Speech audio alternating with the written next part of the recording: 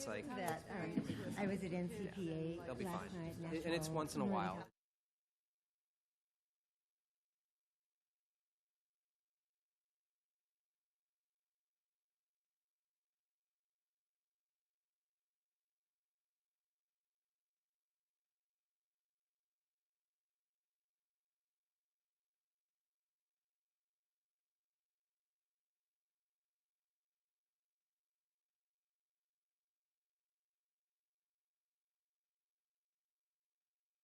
I am calling this meeting to order.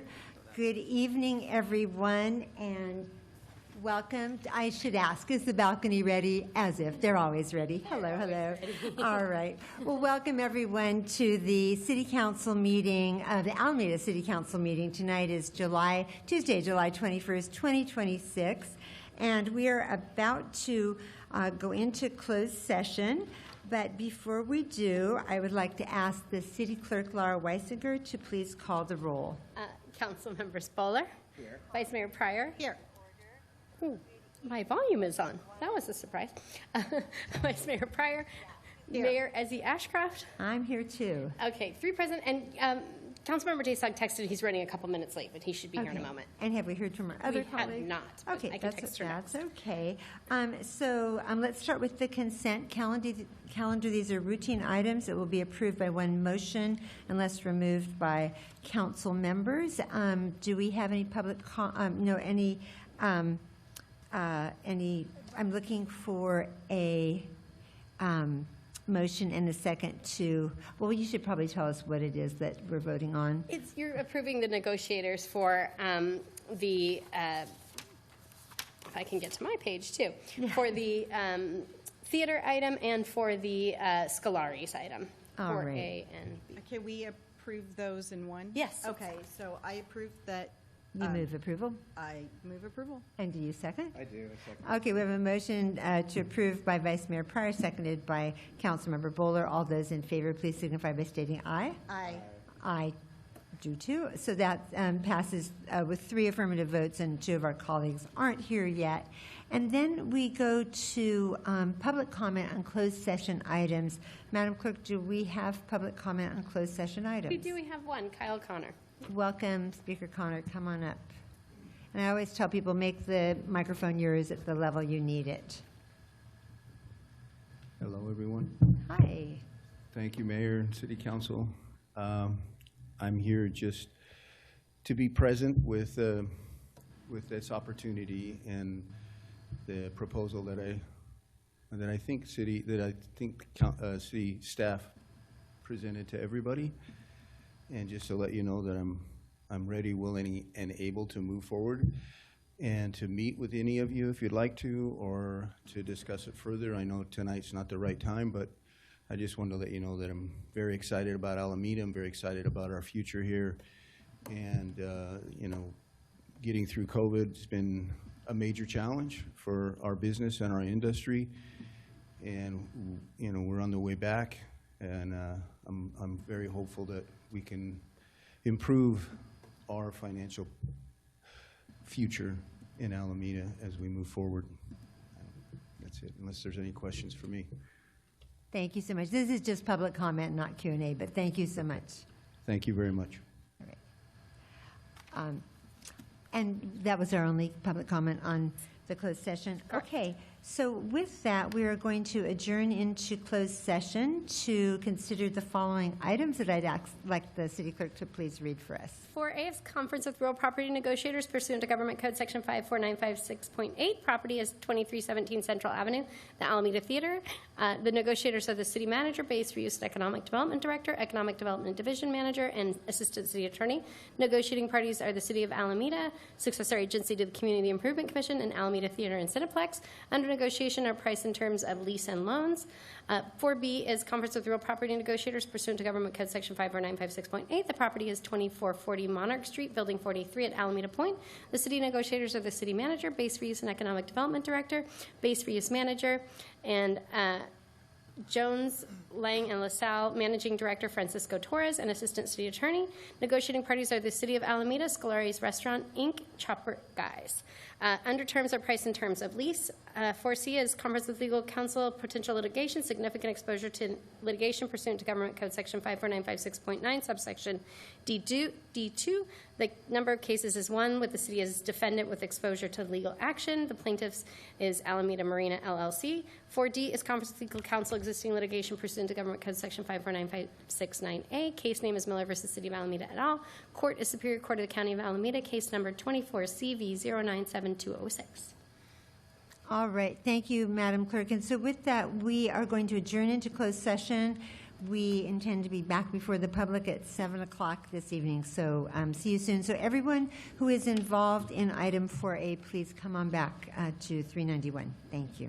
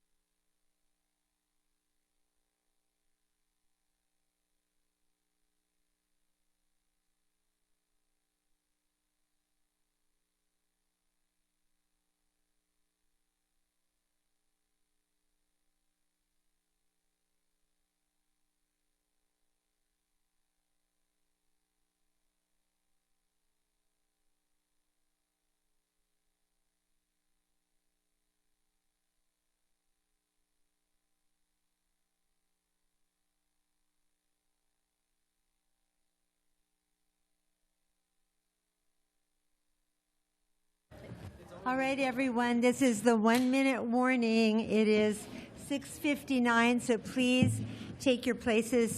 The council's here on time, so we want to start on time.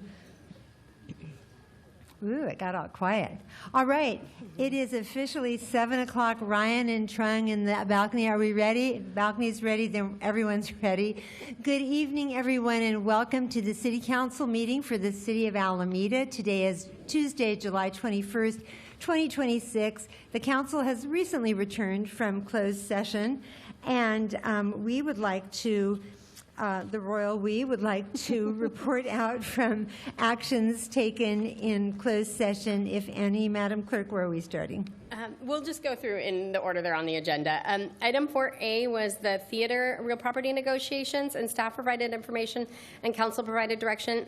That carried by a vote of 4-1, with Councilmember Jensen voting no. The next item on the agenda was 4B, which was real property negotiations for Building 43. Staff provided information and council provided direction unanimously by 5 ayes. The next item was 4C, which was potential litigation with Alameda Marina. The City Council approved a proposed settlement with Alameda Marina relating to a dispute in development impact fees and authorized the city attorney to execute a settlement agreement containing the following terms. 1, the city waives park and transportation impact fees in amount of $2.318399 million, increase of $218,399 due to California construction cost index increase. 2, Foundry shall pay all remaining impact fees, $770,520 by October 31st, 2026. Foundry shall comply with new inclusionary housing ordinance and provide 21 very low income housing units. If Foundry does not pull building permits by October 31st, 2026, the fee waiver shall be null and void. And 5, the Foundry shall waive all current and future claims it has against the city, and this item carried unanimously by 5 ayes. The 4th item listed on the agenda was existing litigation of Miller versus City of Alameda. The item was not heard, but I will report out from the action taken at the July 7th, 2026 closed session meeting that this case involves a lawsuit filed by plaintiff Mahasani Miller against the City of Alameda after he was struck by a city vehicle while exercising at a city park and sustained injuries requiring significant medical attention. The City Council authorized the city attorney to resolve this case for $235,000. And that is all. Thank you, Madam Clerk. And with that, I will adjourn the City Council closed session, and I will call to order the regular City Council meeting. We'll start with the Pledge of Allegiance. I'd like to ask my colleague Greg Bowler to please lead us in the pledge. Please stand for the Pledge of Allegiance and follow me. I pledge allegiance To the flag of the United States of America and to the republic for which it stands, one nation, under God, indivisible, with liberty and justice for all. Thank you, Councilmember Bowler. Madam Clerk, do we have any agenda changes? We have none. All right. Well, there is a proclamation. It's not on the agenda, but sometimes they're not. And I'll read it now. On May 13th, 2019, Eben Shen became Alameda's city attorney, having served as chief deputy city attorney for the city of Santa Monica before that. Now in his 8th year as our city attorney, Eben finds himself navigating the challenges of the sandwich generation as he and his husband juggle caring for aging parents in different parts of the state and raising their son while engaged in fulfilling but demanding careers. As we reluctantly bid farewell to our well-regarded and well-respected city attorney, we want to highlight Eben's considerable accomplishments during his tenure in Alameda. Eben hit the ground running upon his arrival in Alameda, shepherding the city through the entirety of the COVID-19 pandemic by providing sound legal advice to the city council and staff as part of the city's robust and wide-ranging response to this unprecedented situation. Related to the pandemic, Eben successfully protected the city's food delivery ordinance against strong legal pushback from third-party food delivery companies.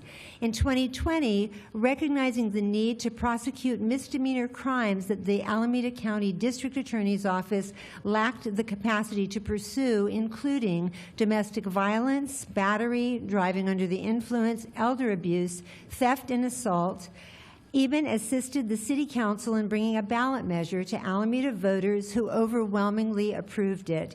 The passage of Measure AA created the Prosecution and Public Rights Unit, or the PPRU, of the City Attorney's Office. Now, in its 6th year, the unit has resolved over 1,000 cases since its inception, including through pleas, diversion, and trial. And earlier this year, the PPRU established an in-house victim services division to provide case management and support services for crime victims and witnesses to ensure access to essential resources and assistance throughout the often lengthy criminal justice process. Eben also assisted the City Council's establishment of the police auditor role to provide objective oversight of the Alameda Police Department to ensure transparency and public accountability. The police auditor operates within the City Attorney's Office and is supervised by Eben. Educating local renters and landlords about their rights and responsibilities has been a major focus of Eben's tenure, and in 2021, he pioneered the city's first annual Fair Housing Conference.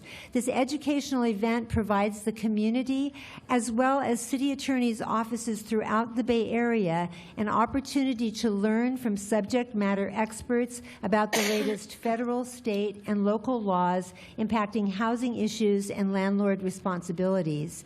In 2025, the American Bar Association selected the Alameda City Attorney's Office as the recipient of its Hodson Award, presented annually to a single government or public sector law office nationwide for outstanding performance and extraordinary service. This recognition was the result of the city attorney's successful efforts to extend rent control and eviction protections to 50 residents of Barnhill Marina, making Alameda the first jurisdiction in the state to regulate rent increases for maritime residences. The city attorney's office also brought a successful enforcement action against the marina owner. The city attorney's office also prevailed in litigation to secure rent control protections for 150 tenant households at the Admiral's Cove property, a case which Eben argued before the California Court of Appeal. The resulting landmark ruling established legal precedent for jurisdictions statewide and confirmed the authority to regulate rent increases for converted institutional housing of all types, including former military or school housing. Eben also supervised legal aspects of numerous major city real estate transactions, including Site A, West Midway, and Reshape at Alameda Point, Encinal Terminals, the sale of city property to the Alameda Food Bank, and many Alameda Point commercial leases. And last but not least, for the past 8 years, Eben Shen has served as a highly esteemed leader of the city attorney's office, a great mentor to and supporter of his team, and a model of legal excellence and personal integrity in the field of California municipal law. To the City Council, Eben has been a trusted confidant, sharing his legal acumen and professional judgment to help us make informed decisions. For all who had the pleasure of interacting with Eben, we will fondly remember his upbeat disposition, friendliness, and keen intellect combined with humility. Eben, you truly leave Alameda a better place than you found it. We are grateful for your time and your service to our community, and we wish you all the best in the future. Thank you, Marilyn Ezzy Ashcraft, Mayor of the City of Alameda. I usually have a no applause rule, but we can set that aside if y'all would like to applaud.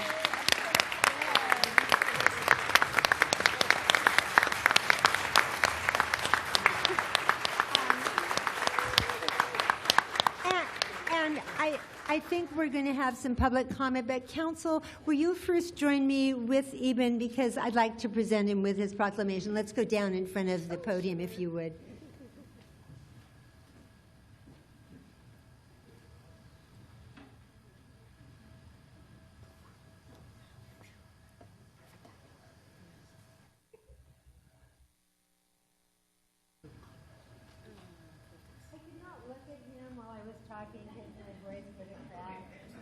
I tried everything short of throwing my body in front of his car to keep it from moving, but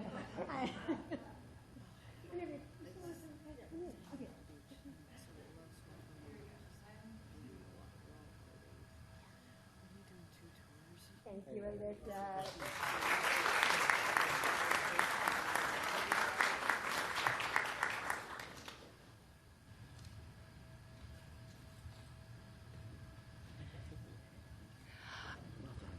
Thank you. Are there any speakers present or anyone who'd like to make comments?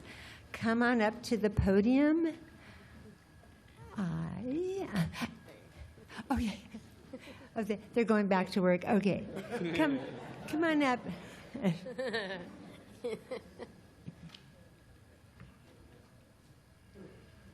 Good evening, Mayor, members of the City Council, city staff, and members of the community. My name is Matt Saneg-Kerimian, and I am an External Affairs Manager at the California Department of Justice. I'm honored to be here on behalf of Attorney General Rob Bonta to recognize and celebrate City Attorney Shen's years of dedicated public service to the city of Alameda. Attorney General Bonta asked me to share his sincere gratitude for your leadership and unwavering commitment to serving the people of Alameda, as well as share some comments on behalf of the Attorney General himself. Throughout his tenure as city attorney, Mr. Shen has demonstrated that public service is about more than interpreting the law. It's about using the law to improve people's lives. One of the clearest examples of that commitment is the annual Fair Housing Conference, which he has organized for the past 6 years. Through that conference, City Attorney Shen has helped educate residents, landlords, tenants, and community members about their rights and responsibilities under the law, while advocating important conversations around consumer protection, fair housing, and fair labor standards. Attorney General Bonta has been proud to support those efforts over the years because he shares the belief that education is one of the most powerful tools we have to empower communities and prevent injustice before it occurs. The work of the city attorney has strengthened not only legal protections, but also public trust and community engagement here in Alameda. On behalf of Attorney General Bonta and everyone at the California Department of Justice, thank you, City Attorney Shen, for your years of service, your partnership, and your commitment to justice. We wish you the best in the next chapter and know that the impact of your work will continue to benefit this community for years to come. Congratulations and thank you. Very nice. Thank you so much. And council, if anybody wants to make comments now or wait till your council communications, whichever. Go ahead, Vice Mayor. I was just going to say, you will be greatly missed.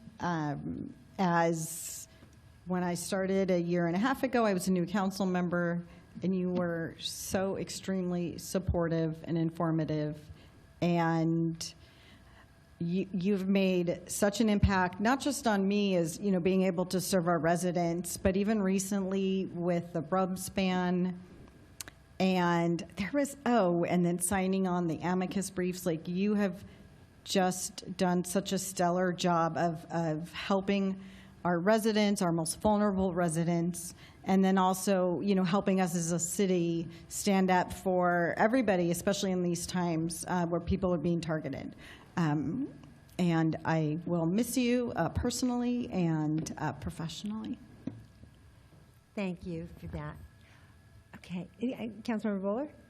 So earlier today, I had the pleasure of having lunch with Eben and his staff. It's been something we've been trying to do for months, and it was really a joy. And afterwards, got a chance to talk a little bit about more personally with people on the staff and show them something that means a lot to me. And I want to start with a little quick poem. This won't take very long. It's a very short poem. Control of the motion of life, limits of forces beyond, stillness delights till it's stifling, challenges appeal. And a lot of people in this room know this, but the day after I basically knew I was elected to this office, I found out my mom passed away, and I was there for that. And I've been using my cubicle, which has a locked door, for showing her art. So we able to go with the staff today over to look at that afterwards. And because you've had such a personal impact on me, I wanted to make sure you had a piece of art. And I asked you, what art here speaks to you? And this piece is called Challenges Appeal, which has a bit of irony. The very first piece you looked at has this sort of double conundrum connotation with the passion of your work, your work for the city. So on behalf of many people in Alameda, I want to thank you and give you this piece of my mom's art. So, yeah. So cute. I meant to give him this bag. Oh, yeah.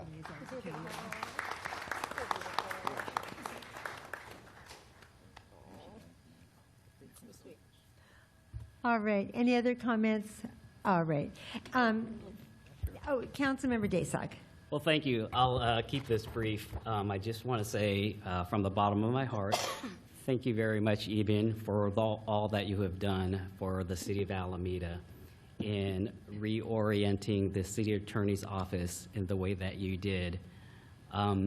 Each of us here on this dais can consider ourselves as lucky as being able to be trustees, elected council members, and mayors to a city that is at 172 years old, only 80 or so years, maybe, I might be doing my math wrong, maybe 78 years younger than the United States of America. So this city and the city council not only endures, but it thrives, and you can see that in the quality of life that the city of Alameda has always been proud of. But what you have left behind in the systems that you have put in place in bringing the prosecutorial unit to your office in ways that many cities across California simply do not do, in having the proactive small landlords, renters unit that you've put in place. You've put in systems that will last, hopefully, another 150 years in the life of Alameda. And so I know that when people look back on city attorneys of the city of Alameda, they will see your contributions as a key inflection point in terms of making City Hall more responsive to the needs of residents of Alameda. So thank you, Eben.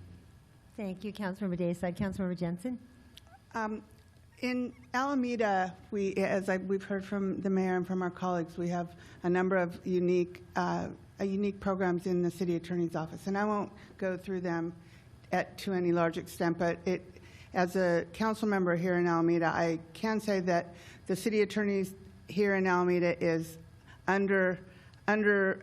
appreciated for all of the hard work that is being done in that office. And Eben has been a tremendous resource to all of us, to me in particular, because I do tend to call him often and regularly, even on weekends and Fridays. But he's always responsive, and he sets an example, and that's just what I want to finish with.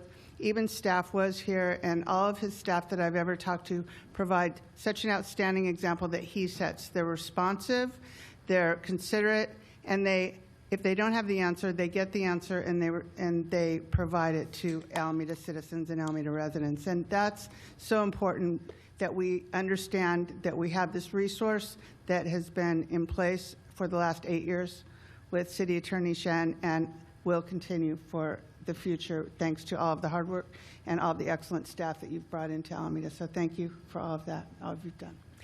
And I'll just wrap quickly. And I meant to acknowledge sooner, but I want to thank Len Eslanian and Julia Gonzalez from the City Attorney's Office for helping me with the content of the proclamation. But Eben, I was on the committee that selected you way back when. It was a very qualified, competitive field. You had us at hello.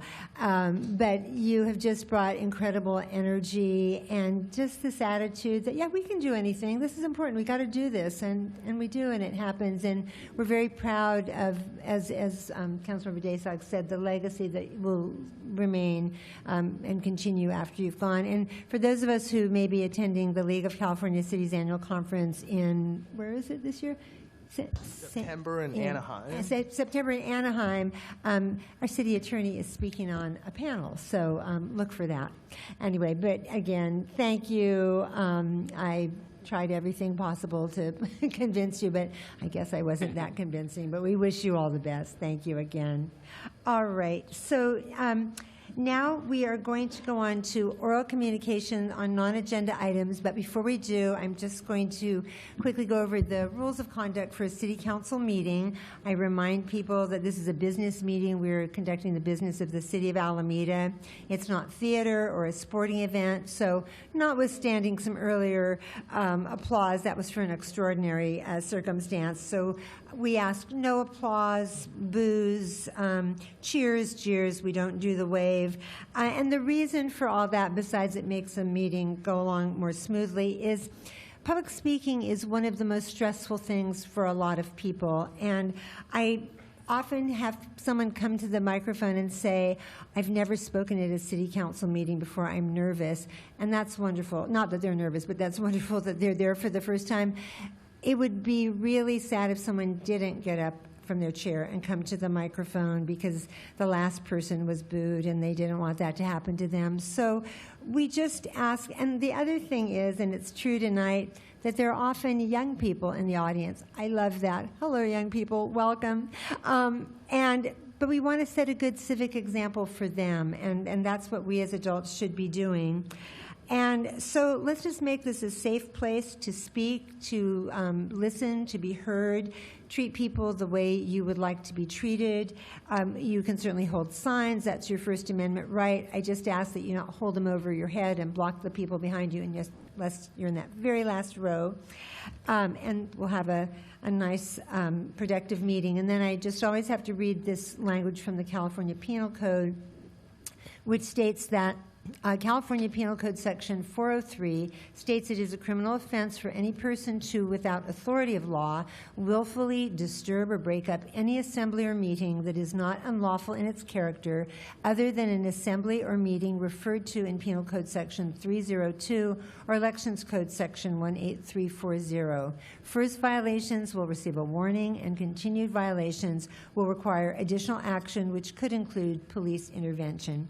So having dispensed with that, let's get on with the meeting. This is a time for oral communication on items that are not on the agenda and over which the council has jurisdiction. We take 15 minutes now at the top of the agenda. If there are more speakers, there's another opportunity when we finish the regular agenda. And depending on how many speakers we have on this item, that will tell us what your speaking time is. So Madam Clerk, oral communications. We have 4 speakers, so they'll get 3 minutes each. The first up is Josh Altieri, and then Damian Mason, and then Carolyn Mason. Welcome, Speaker Altieri. Good evening, council members. My name is Josh Altieri. I'm the Communications and Community Programs Manager at the Housing Authority of the City of Alameda. Thank you for your time and your service. The Housing Authority, as always, is staying busy operating our housing programs that serve over 3,000 local residents and 1,800 low-income households. We also partner with over 350 City of Alameda landlords to create more affordable housing opportunities, and we invite any rental property owner in the city here on the island to contact us about our Housing Choice Voucher Program and the benefits that lie within that program. Also tonight, we're thrilled to have 2 existing commissioners up for reappointment, Eric Huseby and Thelma DeCoy, and also potentially a new commissioner in Jerry Johnson. Earlier this spring and in the early summer, we published 5 property-specific interest lists on the Doorway Housing Portal. We generated over 9,000 applications, and we'll be listing our 6th interest list in September for the China Clipper property.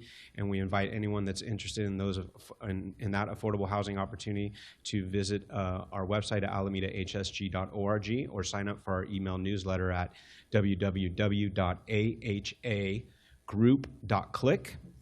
And then I just want to share some community partnerships that benefit some of our households. First is the Alameda Food Bank. Just want to give them a major shout out. They're going to be now servicing their 5th housing authority property at Esperanza Apartments, which is our largest family community development. And they're going to be serving homebound disabled households that can't get out to the food bank for service. So thank you to their volunteers, their staff, and their leadership for their support. The Friends of Alameda Animal Shelter is coming out for their 3rd event this summer to service our Housing Authority households. So again, microchips, vaccines, I think pet exams, food distribution. So again, thanks to the staff, volunteers, and the leadership there. Alameda Boys and Girls Club, free memberships for any household that has kids ages 5 to 17. And then thank you again to the city and the Rec and Parks Department for their partnership. They come out every Wednesday to our Esperanza Apartments, which is the largest family property, and do after-school recreation, and the kids get snacks and water and things like that. So thank you for your time. Appreciate it. Thank you. Our next speaker. Damian Mason, then Carol Mason, then Amos White. Welcome, Speaker Mason. Good evening, City Council members. I'm Damian Mason, member of CASA, Oakland Alameda Adaptation Committee, and Alameda Backyard Growers. I'm glad to hear that we may soon have the funds to upgrade our storm drain infrastructure, implement nature-based shoreline protections, and more. California native oak trees of 10 inches or more in diameter are protected in Alameda, Oakland, and other cities in California. I'm here on behalf of a number of young coastal live oaks growing along the Harbor Bay Shoreline Trail between Seaview Park and Harbor Bay Club. Coastal live oaks are the most valuable players of coastal protection. They stabilize shorelines with deep roots, reducing erosion. Studies show they outperform hard structures like seawalls, promoting natural resilience. In fact, they're one of the best of all plant species at protecting our shorelines because of their deep root system. This is a key part of nature's adaptation to sea level rise. The oak trees in question are only a few years old and 1 to 3 inches in diameter.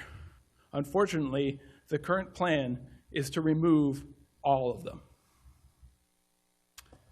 Given their size, they are not yet protected trees, but every small acorn has the potential to quickly grow into a mighty, majestic oak.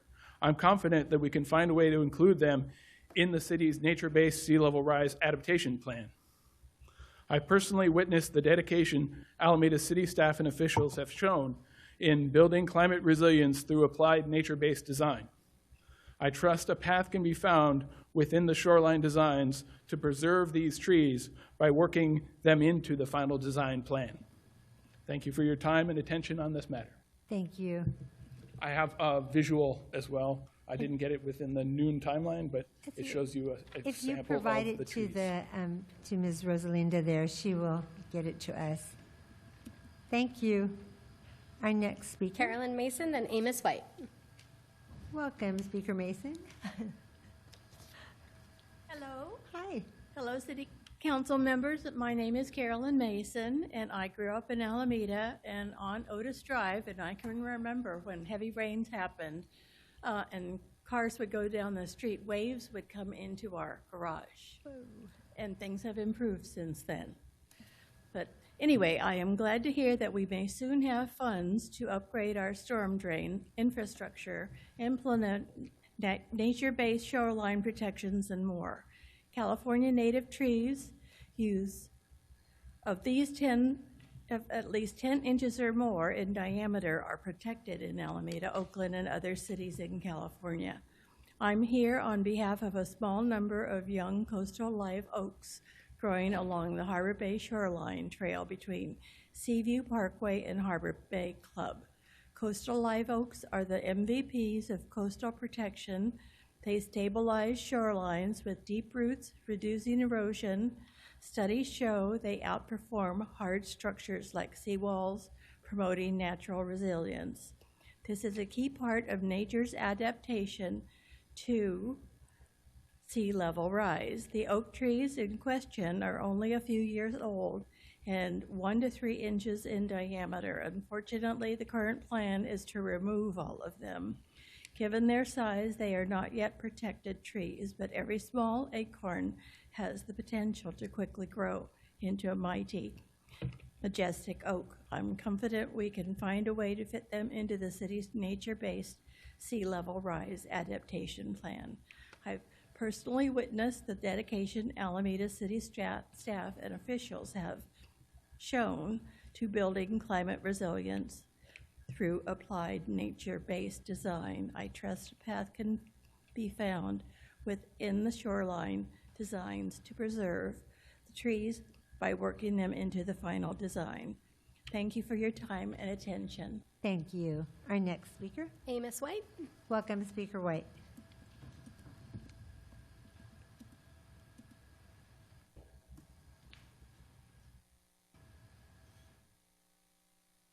Good evening, Council, Madam Mayor. My name is Amos White, longtime resident of Alameda, and thank you. I also serve on CAL FIRE's Urban Forest Advisory Committee and on Alameda County's Ag Advisory Committee. In my day job, I serve as the Executive Director for 100K Trees for Humanity, the urban reforestation nonprofit that helps cities, organizations, institutions plant trees for climate, for equity, and for public health. Since 2020, 100K Trees has worked with the city and with the community to plant over 300 trees here in the city. We couldn't be more proud than the work that the city's doing and the investments it's making on behalf of climate, the Climate Action Plan, the Adaptation Plan. But as the previous two speakers have mentioned, it is rather disconcerting to find that these trees that have been flagged or targeted along the Bay Shore, that they are coast live oaks. These are protected species. And as we are in the midst of a crisis, a climate crisis, that this city has passed a resolution acknowledging that we are in a climate emergency. The oak tree is the single largest, if you will, barrier and provider of biodiversity and barrier to the impacts of climate that we have on island, other than the coastal redwood, which is the largest carbon sequestering machine in the world. The coast live oak is number 2. I would urge council, as staff continues to develop these plans, the adaptation plan, to advise staff to seek to protect and preserve these trees and all mature trees, especially coast live oaks on island that fall within the city's purview. Thank you very much. Thank you. Our next speaker? That was the last speaker. Oh, okay. So with that, we will close public comment, oral communications on non-agenda item. It was public comment. We will move on to the consent calendar. And these are routine items that are approved by one motion unless council members remove items for discussion, and then removed items will be called after we finish the regular agenda. And council members may speak for up to 3 minutes on the consent calendar items. So first off, council, anybody want to pull a consent calendar item? Consent calendar items going once, going twice? Hearing none. Does council have any clarifying questions they'd like to ask about any items? A clarifying question doesn't require pulling the item and waiting until the end of the regular agenda to hear it. Any clarifying questions? Going once, going twice. How about public comment? Okay, let's take... Madam Mayor, I'm sorry, I have a clarifying question. Clarifying question. Councilmember Jensen, what item are we looking at? 5M. M as in Mary. The Capital Improvement Bike Share Program. Sure. And I believe that to the ready is... it kind of looks like intersection markings on your... I love that. That's appropriate. Right. And so after that fashion statement, why don't you go ahead and introduce yourself? Good evening, Mayor S.J. Ashcraft and council members. I am Lisa Foster, Transportation Planning Manager. So what's your question? Thank you, Manager Foster. My question is pretty straightforward. I do support the capital budget and the appropriation for the bike share pilot program. Can you just tell me when the schedule for implementation? We are aiming for March of 2027. Great, thank you. Okay. And do you want to, as long as you're up here, I probably should have asked the city clerk to introduce it, but do you want to tell us the reason for that this bike share program is coming to us? Sure. It is part of the Transportation Demand Management Program for the Oakland Alameda Access Project, funded as part of that by the Alameda CTC, to give people more options for transportation while we're having construction in our tubes. Thank you for that. All right. Okay, so we were about to go to public comment on the consent calendar. We have 2 speakers, so we'll get 3 minutes each. The first is Arsh Singh Hoti and Mike Gordy. Welcome. Come on up, everyone, both of you.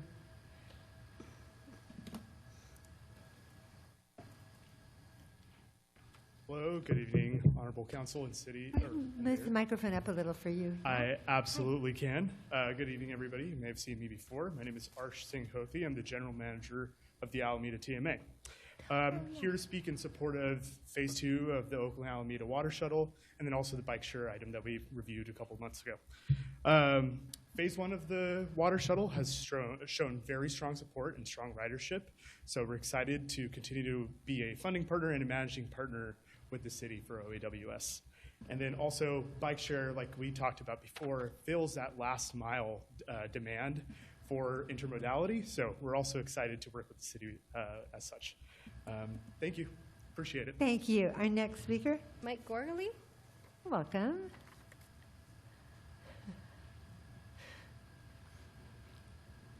Good evening, Council. Mayor Ashcraft, great to see everybody again.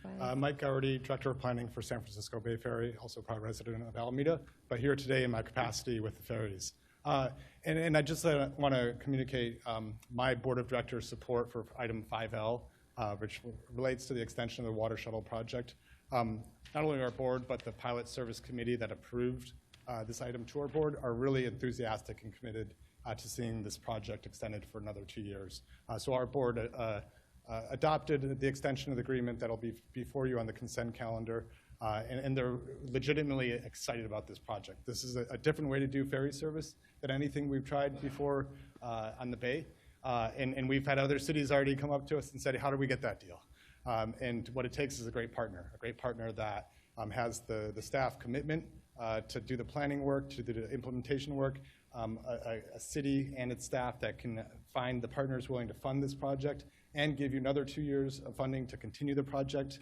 So those are the ingredients we communicate to the other cities that are interested, and they're present here. And we're really excited to continue operating the service for another 2 years in partnership with you. And the service you're referring to is that cute little yellow boat we call Woodstock?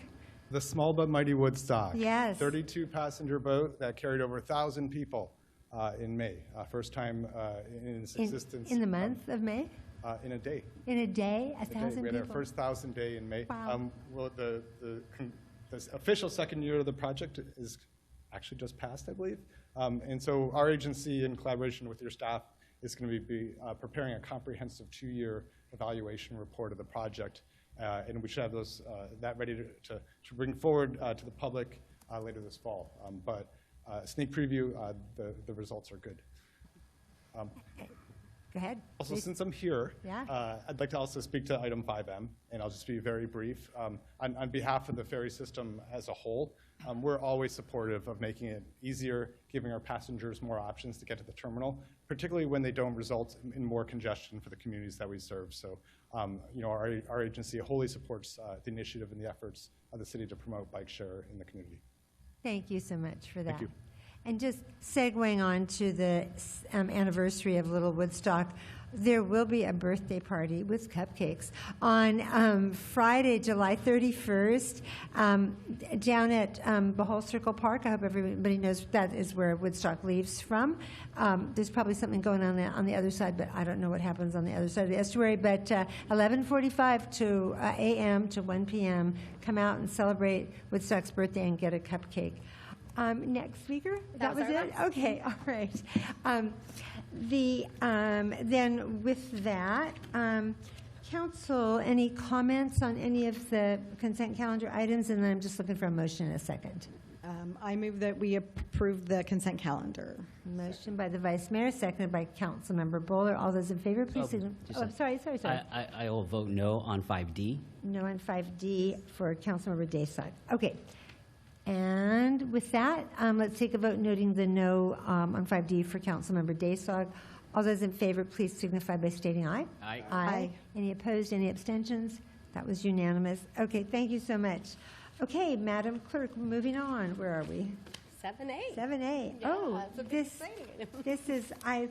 as the city clerk is about to introduce this item, I will just say that one of the my favorite things to do is to interview for board and commission appointments, and we have amazingly talented individuals in Alameda who apply. There's always more talented folks than I have openings for them, but you're going to get to meet some of them tonight. So, Madam Clerk, take it away. All right, so we have adoption of resolutions reappointing Timothy Irwin and appointing Matthew Hara as members of the Civil Service Board, reappointing Arthur Burrito and Hank Hernandez and appointing Rachel Lee as members of the Historical Advisory Board, reappointing Thelma Decoy and Eric Cusby as and appointing Jerry Johnson as members of the Housing Authority Board of Commissioners, reappointing Tushan Amara Siri Wardena as a member of the Library Board, and reappointing Wesley Radis and appointing Eric Bell and Rhonda Sorensen as members of the Recreation and Park Commission. So we need a motion and a second, and we can approve all of these. And some of them, as you heard, are incumbents who wanted to serve another term, which we're delighted by, and others are new folks. Okay, we have a motion by Councilmember Dayslock, seconded by Vice Mayor Pryor. All those in favor, please signify by stating aye. Aye. Aye. And now, this is what I always tell you when we're interviewing. This is where the city clerk asks you to come forward. Madam Clerk, do we have anybody remotely joining us? Okay, so anyone who heard your name called, I know you're out there, come on up. And the other thing that is lovely about doing interviews is I always interview with whoever the staff person is who staffs that board or commission, and it's just so much fun to work with our staff. So come on up, and the clerk will take it from there. She knows how to do this. I don't. And by the way, it's nice to see you in person, because otherwise we were just all on screens. If everybody will raise your right hand. All right. Do you solemnly swear to uphold the Constitution of the United States and the Constitution of the State of California, and that you will well and faithfully discharge the duties upon which you're about to enter? All right. Yay. Yeah, come on up. I will start. Good evening, City Council, and thank you, Mayor, for this opportunity. My name is Rachel Lee, and I'm honored to be appointed to the Historical Advisory Board. For the past several years, I have served as the Executive Director of the California Historical Radio Society, where I have the privilege of leading the preservation of one of Alameda's historic treasures. Our Radio Central Museum is in the city's original 1900 telephone exchange building. My work has allowed me to collaborate with preservation professionals, community organizations, city staff, and countless volunteers to restore the historic space, interpret history, and make that history accessible and engaging for the public. Beyond CHRS, I've spent more than 20 years working in nonprofit leadership, building partnerships, fundraising, managing community programs, and bringing people together around shared goals. History is about preserving buildings and artifacts, but it's also about preserving the stories that define who we are as a community and encouraging people to engage with those stories. Alameda has an extraordinary architectural, cultural, and technological history, and thoughtful preservation can both honor our past and strengthen our future. I look forward to listening, learning from my fellow board members, helping advise the city on matters of historic preservation, and contributing wherever I can. Thank you again for your confidence in me. I'm excited to serve the city of Alameda in this role. Thank you. This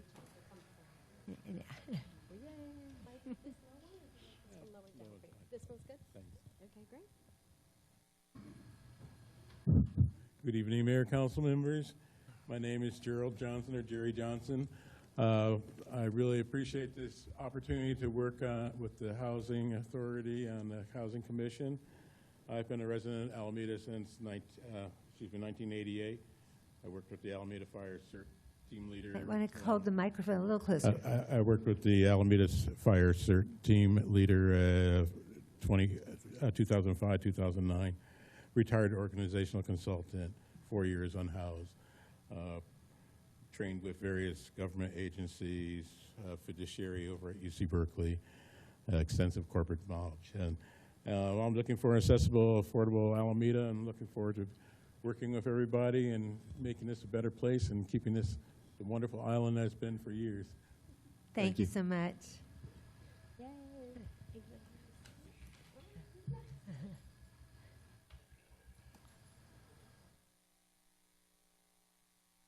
Good evening, Mayor and City Council. I'm Arthur Brito. I'm a landscape designer here in town. I've had my business here in Alameda for the past 20 years, doing primarily residential landscape design. And so in my everyday work, I'm always paying attention to the architecture on the property before we start designing people's yards. I truly enjoyed being a member on the HAB this past year with some really fantastic members for whom I have a lot of great respect and from whom I learned quite a bit. I'm fascinated by Alameda's rich history, particularly its architectural history, and it's one of the reasons my wife and I chose to live here and choose to stay here and raise our kids. So I'm honored by this opportunity to help preserve and maintain Alameda's rich architectural history while also allowing for future progress. And just on a personal note, anytime I go into a city and I see a building, and this happens a lot here in town, seeing a building that was obviously designed and built for a purpose, and that purpose has run its course, and now there's something else there, and that's it's breathed new life into that building, and just new use. That always really excites me. So seeing that just here on the old naval base, seeing the new life that's brought to the hangars, while also maintaining the rich history that's there. So thank you for this opportunity. I greatly appreciate it. Thank you. Next up, yeah, come on up.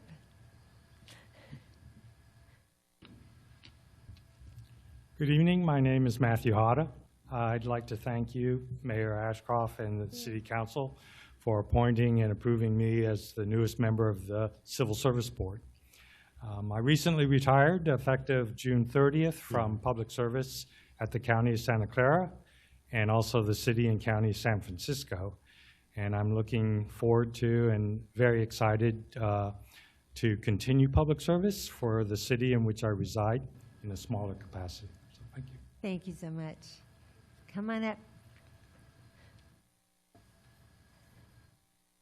Thank you, Mayor, Hi. City Council members. My name is Hank Hernandez. I'm the current Historical Advisory Board Chair, also the general contractor on the board. In my day job, I build new houses here in Alameda, ADUs, but my personal passion is maintaining and restoring historical homes, of which I have one as well. I've been a resident since 2001, have a family, a couple kids in Alameda High, so very happy for the opportunity to continue to serve the city. Thank you. Thank you. Come on up. Hello, hello. Welcome back. Thank you. Thank you, Mayor. Bring the microphone. Thank you, City Council, for having me back. Thank you for the reappointment. My name is Thelma DeCoy, and I'm a commissioner with the City of Alameda Housing Authority. And this is my reappointment. I'm so honored. I have learned so much in my first round. I love Alameda. This is my community. As a young girl, my uncle used to live on Shoreline, and my mother would send us over to keep us out of trouble from Oakland. And so this has always been my community. I moved here in 2010, and I always wanted to find out how I could serve the city of Alameda. And just by luck, I met you, and someone nominated me through the Housing Authority, and it's just been a blast. My heart dances to be involved in the wonderful things, the great things, the new developments, the existing developments. It's like in a world where all this ugly things are going on, so many great things are happening in Alameda. So thank you again for having me. Thank you. Yeah. Come on up, Wes. Hi. Nice to see you You all. brought Good your evening. son too, right? It's right back there.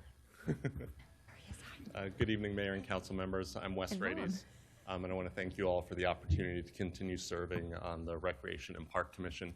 It's been an absolute honor to serve as the commission's chair over the last year, and I very much appreciate the confidence and the trust that you've placed with myself and my colleagues on the commission.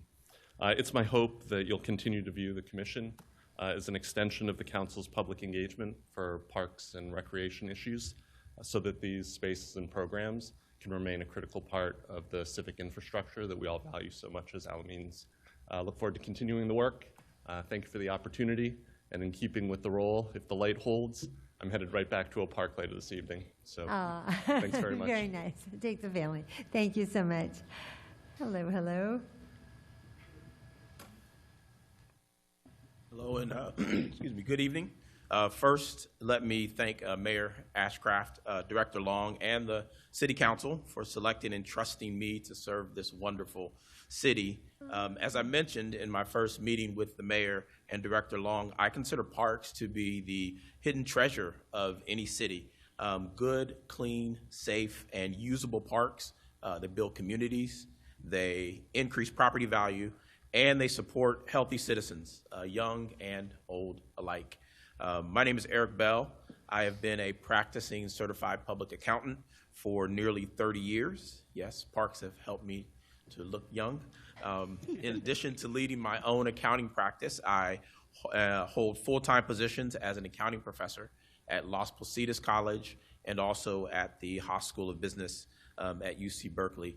I'm also very active in our city. I serve on the Alameda Youth Basketball League board, and I'm also a basketball official for high school and middle school games here in the city of Alameda.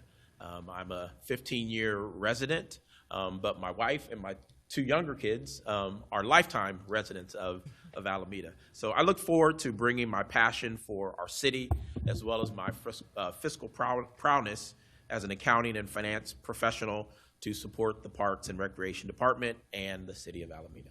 Thank you so much. Good to meet you in person. And here's someone I've known since our kids were in preschool. Yes. Go ahead and bring the microphone down if you want, Rhonda. Yeah. Thank you. Hi. Good evening. My name is Rhonda Sorensen. I'm born and raised in Alameda. My family is all here. Our daughters went through all the parks, and now we have 5 grandchildren that live in Alameda that are utilizing the parks and all the services that Alameda offers. Thanks for picking me, and I'm honored to help out when I can and be part of the Recreation Commission. Thank you so much. And as you can see, everybody, just from listening, I mean, these are all talented individuals. Many of them are doing very busy things.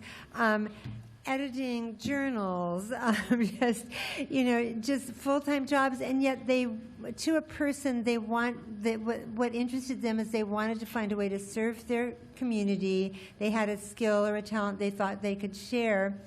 And now I'm finding in conversations with folks who are coming up at the end of their second term as an appointed Board of Commission member, they want to know, Mayor, how can I continue to serve the city? And of course, I do say consider running for public office. I'll talk to you. But it is so heartwarming to me as a mayor, and it is part of what is so special about this city, that people really deeply care. I was talking to Andrew Thomas, our former planning director. He's been helping me with planning board interviews. And I was saying there was a time when our boards and commissions were made up mostly of retired people who had the time to spend, and they did, and they were maybe not as ethnically diverse as our community is today. And then something shifted, and maybe it was the pandemic when people were staying home more, but there was just this resurgence in interest in serving the community. I'll take a little credit for the newspaper articles and social media we put out encouraging people to apply, but my goodness, we have so many talented, amazing individuals. It was a pleasure to meet all of you, even the ones we weren't able to find a place for, but you should feel very good about your city. We've got a strong base of support. So thank you, all of you. All right. Now, moving along, that was 7A. So we are moving on to 7B. Did I get that right, Madam Clerk? Yes, you have. Will you introduce that item for us, Yes. please? Adoption of a resolution calling for the holding of a consolidated municipal election in the city of Alameda on Tuesday, November 3rd, 2026, for the submission of a proposed charter amendment to eliminate the offices of elected city auditor and city treasurer, establishing the policies and procedures for such an election, requesting that the county of Alameda conduct such an election, and authorizing city council members to file written arguments for or against the measure.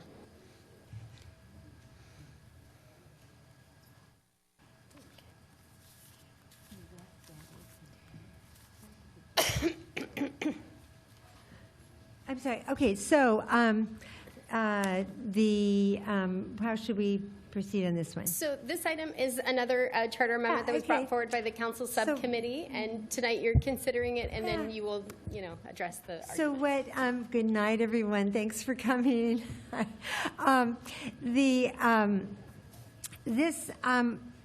What we're doing tonight, just to be clear, because I think there's maybe been a little confusion, but I want to make clear what it is and what it isn't we're doing. This is something that the Charter Subcommittee, which was Vice Mayor Michelle Pryor and myself, it was one of a list of recommendations that we are making for the voters to decide, but this is something that had come up back in 2019 when two of my previous council colleagues were a charter subcommittee, and I don't quite remember why it didn't move forward and go on the ballot then, but there, it is laid out in the staff report that when the city council, well, the city charter that we operate under was adopted in 1937, the auditor and treasurer position were included, and the salary for each was fixed at $3,600 a year. Same salary has been in place since 1937, but in addition, over the years, these two office holders also receive benefits. And so for the past 15 years, the total compensation has been over $470,000 for each office.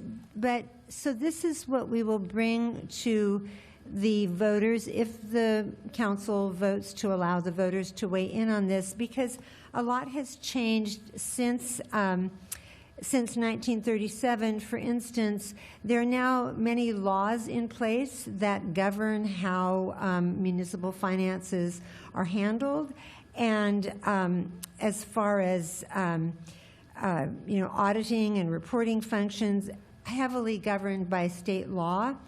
And the other thing that we deal with is, these are city funds. Is this the best use of city funds?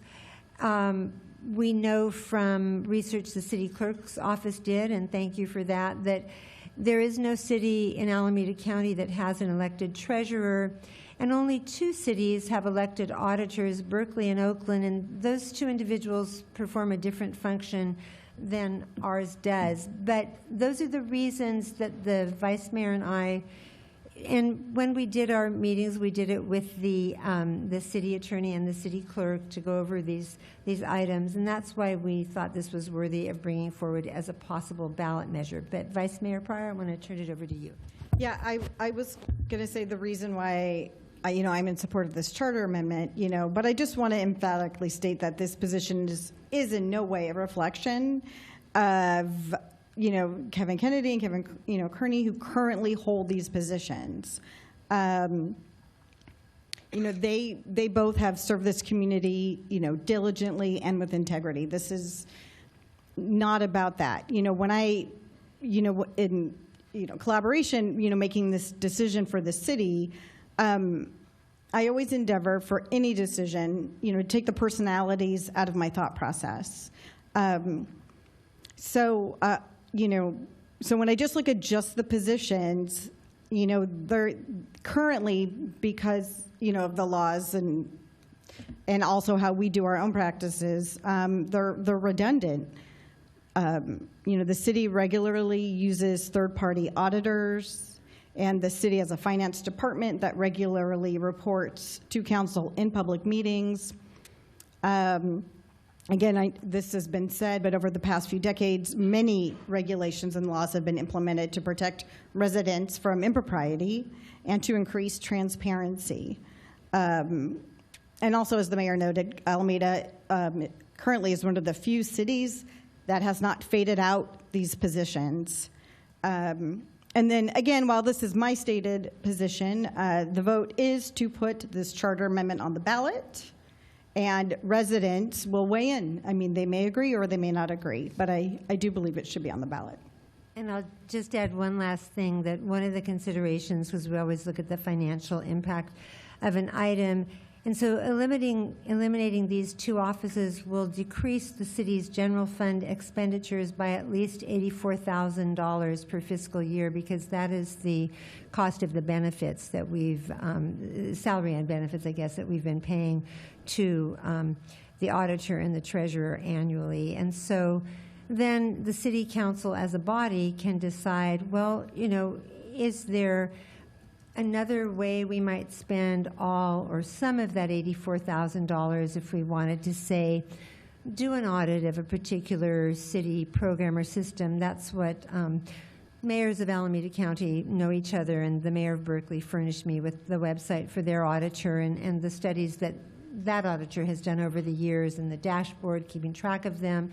You know, we could invest in studies on particular topics, topic matters, subject matters, if we chose to do that, and that's for a future council to decide. But what the Vice Mayor and I are just bringing forward to the council today is, should we let the voters have a say in how public money is spent by considering whether to keep this position? So it is, do we let the voters decide, or do we not let the voters decide? The merits of should we keep them or should we not, that's for a campaign when, you know, if this even gets to the ballot. So anything further, Madam Vice Mayor?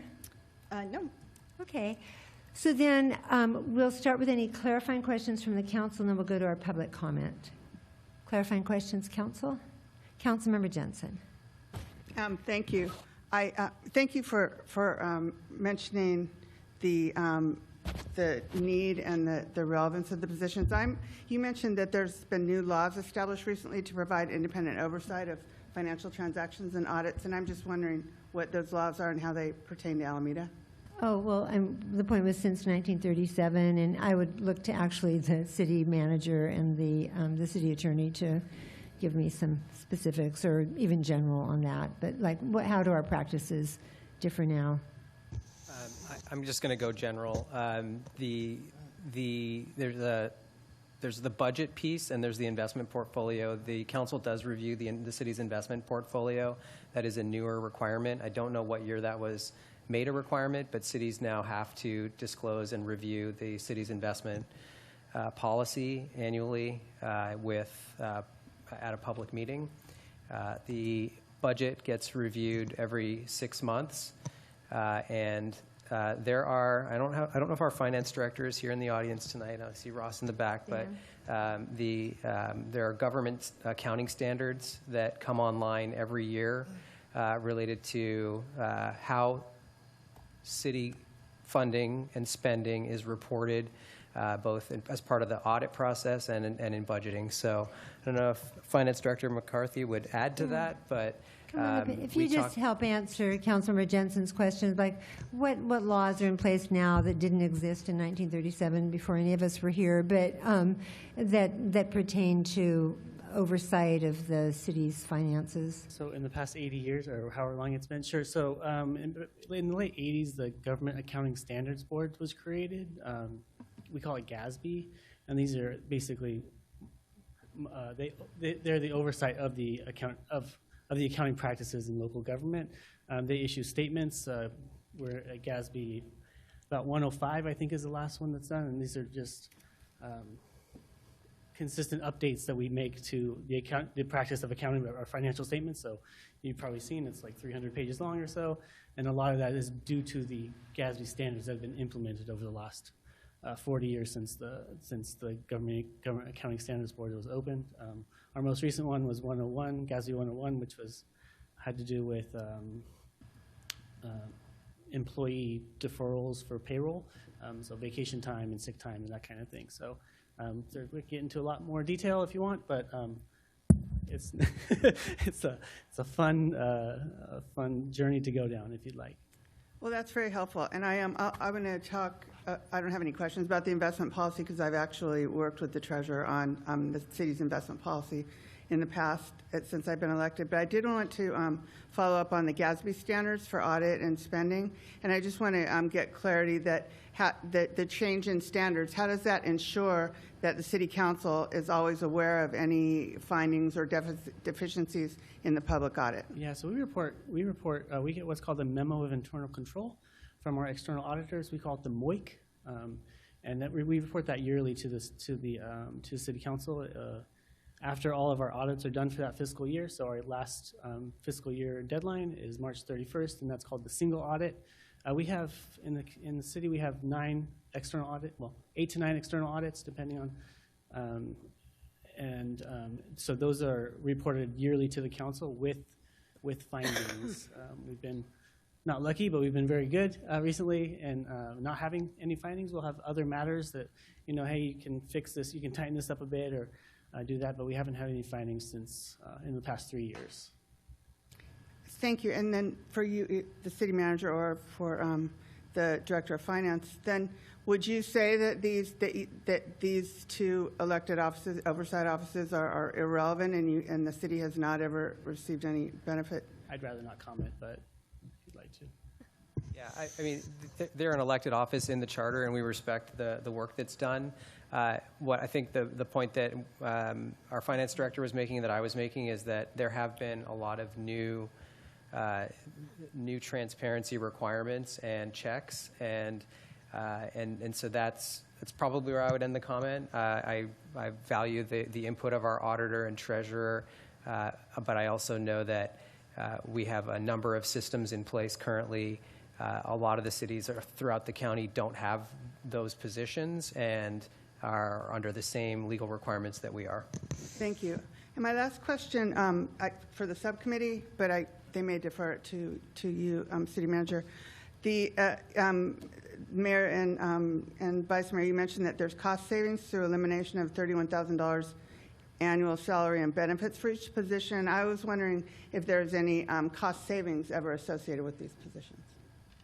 If the city's ever had any savings or any benefits, financial benefits? Not that I could speak to. Okay. Unfortunately, I can't speak to that either. I would imagine that throughout the years, there has been collaborative conversations about the investment policies, investment procedures, So, but I can't speak to it specifically. Good. Well, no, I just wanted to clarify. There's just the cost savings, and there's been no savings or accruals to the city for through these oversight positions. Thank you. Those are my questions. And Vice Mayor? I just want to make an aside comment that, these are elected positions. It is not guaranteed. We're not, there is no job requirement for these elected positions. So let's theoretically, in 5 years. No qualifications, is that what you're saying? Right? Well, I yeah. think they have Oh, to no, I'm be- sorry. I'm hearing Tony Yeah. doing this. So I'm just No. like, we could just have somebody who's like, very likable and super fun and wins an election, but really aren't any help. So I guess that just goes back to this comment is not based on the work that has been done prior to this. It's just thinking about the future, that it is essentially redundant and that there is no qualifications to even hold these elected positions. Right? Is there? Maybe I'm wrong. Just Sorry. for clarification, Madam Clerk, I think that the auditor is required to be a CPA. Is that? There are Okay. requirements in the charter, but Yeah, for both. For both. Okay, then yeah. I misspoke and I Yeah. apologize. I'm sorry. Let me follow up. Thank you, Madam Mayor. So with regard to my question about the salary and the savings, then, is that the urgency? Is that what is for the urgency for eliminating these positions now? So At in a order to save money?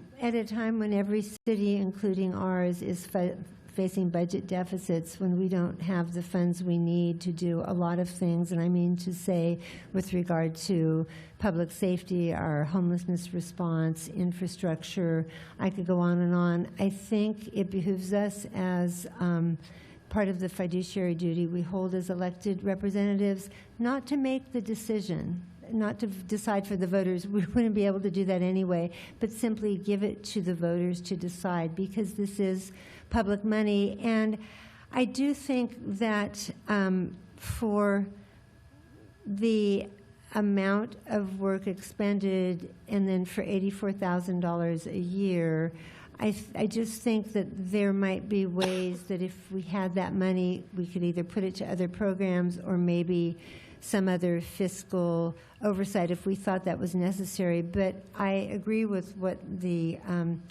our finance director said about all the different things that we do. I was just interviewed, I think it was last week, by the managing partner of the auditing firm that we use, and I do that every year. And the other thing, I didn't add this, but it's considered best practices, at least this is what I'm told. I just came from 2 days of League of California City Board meetings last week, that every 5 years, you should actually go out for an RFP for a new auditing firm. It shouldn't be the same firm over and over again. So that's what the league is in the process of doing. Or I think with Alameda County Transportation Commission, who happens to use the same auditors, they switch out the managing partners every 5 years because it's considered financial best practices. And I think Ross is, Mr. McCarthy is giving me thumbs up. Do you want to come and speak to that? Yes, we do go out to RFP every 5 years for either the same auditor or a new auditor. And then if it is the same auditor, we will switch audit partners. And why is that? I don't know if it's in one of the GASBs. I can't really tell you the reason for it, but we do it out of practice. I was told it was financial best practice at our board meeting. Yeah. Yeah, so that, I hope I answered your question, did I? Thank you. Yeah. And then I did want to ask the city manager, who just came from being the city manager of Pleasanton, does Pleasanton have an outside treasurer and auditor? The city of Pleasanton does not, but we use a lot of the same services that the city of Alameda does with our internal staff work. Thank you. Other clarifying questions, Councilmember Bowler? Oh, thank you.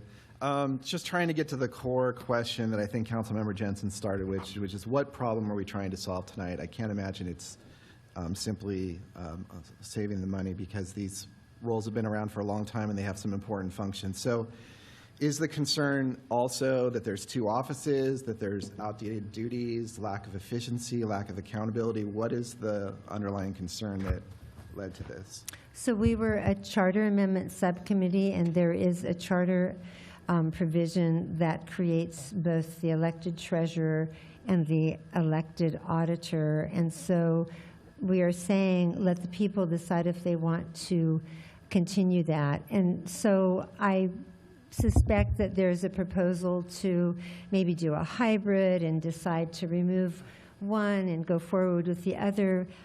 I think it would be most respectful to the voters to let them decide whether to amend the charter, because that's the only way the charter gets amended. So thank you. I have some questions about the types of auditing that it is done with the outside auditing firm. I don't know if our finance director could address those, but I took a look at some of the main financial audits through our firm for the last 5 years. So categories of audits that I'm not sure are included in that, but they might be through that firm, through different audits, or in different ways. Do we, for example, use the outside resources for any type of performance audits? Not particularly, no. Do we use them for any type of operational audits? No, they do not, no. Okay. What about efficiency and economy reviews, like value for money type audits? Generally not. It's usually those types of activities usually uncovered during our financial audit. And procurement, contract administration type audits, is that something that these firms help us with? It is tested during our financial statement audits, but not particularly. What about capital project and infrastructure audits? Ditto. It is tested during our financial statement audits, but not focused on, I guess. Okay, so it's tested, but it's not getting a vigorous treatment in the audit. Is that fair to say? Yeah, sorry. Okay. Okay. Yeah. Well, I mean, I take that back. It's a materiality level, right? So there's sample testing that are done for capital projects, for example, and so the funding sources are correct. The purchasing, how it was went out to RFP, those are audited item or audited are sampled from the fiscal year. So, do some of these reviews look at internal controls? Is that something that gets reviewed often? Yes, they review those every year. Okay. What about follow-up audits? Trying to figure out whether or not prior findings have been corrected? We do that every year as well. Okay. Fraud risk reviews, are they looking for potential for fraud? Oh, they do all the time, yes. Okay. They ask me about it every year. And what about policy effectiveness reviews? For example, looking at, is the city's investment policy still appropriate or not? Do they look at that? We have an individual agreed upon procedures that check the investment policy. So yes, we have an individual audit for the investment policy. Okay. It seems to me that, you know, it seems like the drafters of the charter, and going back many years, right, were really concerned about this issue of independence. And what strikes me in the staff report on this is that it doesn't really explain, other than these outside firms, right, how we would have sufficient independent oversight. Is that something that the subcommittee can speak to? In other words, if both these offices are eliminated, what's going to replace that oversight, and who would, when would that begin? Who would exercise that function? The independent oversight is something that the outside auditing firms provide. I'm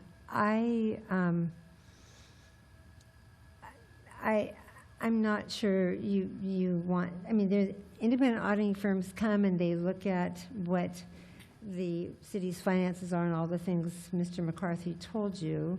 So they're outside, they're independent. We change them every 5 years because that's considered best practices. I just don't know if the committee looked at the question of what electoral independence does in terms of, and other cities have, for example, appointed auditors that report to the council. In other cities, there's appointed auditors, treasurers, and there's different ways of looking at independence. But oftentimes, in Alameda County, all over California, there's quite a few elected treasurers, for example, but there's also appointed auditors and appointed treasurers. And I guess I'm wondering if the committee looked at and assessed whether or not, you know, the independence feature would be sufficient with the outside auditing firms, and if there's any type of look at that, because it sounds like there's some of these audits are not dealing the full array of what could be audited. So that's the question. I too met with the auditor. They do like 8 or 9 different audits. They were extremely thorough, and they're all different kind of audits. I mean, I wrote them down because I was taking notes. Our third-party auditor, or they sent us emails like, would you like to meet with us? And the city's auditor. Yes, the city's auditor. The outside independent, Mays and Associates. Mays and Associates, yes. And I don't have the notes with me, but you know, they're at home. But because that's where the meeting was online, and we spent like an hour, and yeah, just really walked me through the process, and it's really in depth. Did you not get the letter from Mays? Yeah. Yeah, I did. Okay. And just the different various kind of audits that they perform, and then we did talk about malfeasance, and they said yes, you know, we're given, you know, we just kind of, you know, look at the numbers and we look at patterns, and then we say, hey, these are the suggestions you need to make, you know, in best practices, and then they go back and they review that those things were followed up on. Yeah, it was very thorough. I mean, I'm not a CPA, so, you know, I would have to look at my notes to like be really specific, but I felt very confident, and then knowing that they are going to be rotated every 5 years. It was so robust, and it's a team of people doing multiple stuff that are spending hours on this, and we're paying for that. And so my thing is that these positions just seem outdated and unnecessary, just based on all the stuff that we're currently paying for and the way that the best practices have been updated in the finance department, I think, to reduce things like malfeasance and to increase transparency.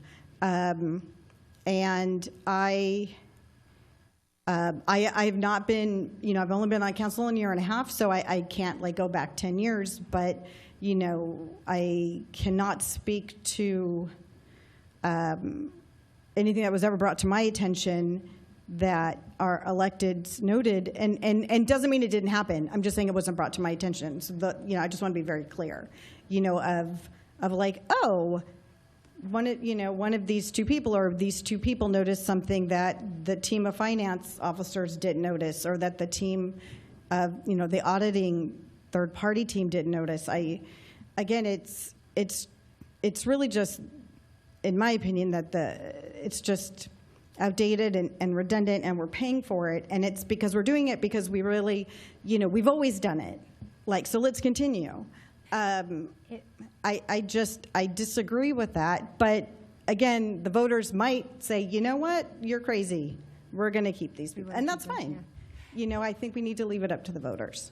And Councilmember Bowler, to the points you raise, it might be that a future council decides, we want to hire a consultant to look into the effectiveness of our homelessness response. Say, for example, I would argue that there is more value in using that money and choosing a consultant with a specialty in that particular field, as opposed to having a single individual to sort of be a person for all seasons look into this. If you really want a specialty like of a particular system or program or something. So I would really like to move forward and leave it to the voters to decide. I think there could be a robust campaign against if people feel that, no, this is just as relevant as it was in 1937, but it might be that there are new ways of doing things and more effective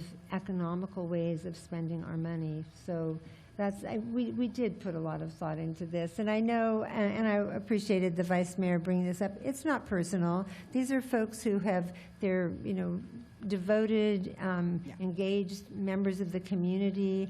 They've done a great job, but the question is that still relevant for us now, especially as our budget, we just don't have the money to do everything we'd like to do. So rather than pick and choose, well, let's get one, save one, get rid, I'd say let the voters decide if they want to amend that charter provision.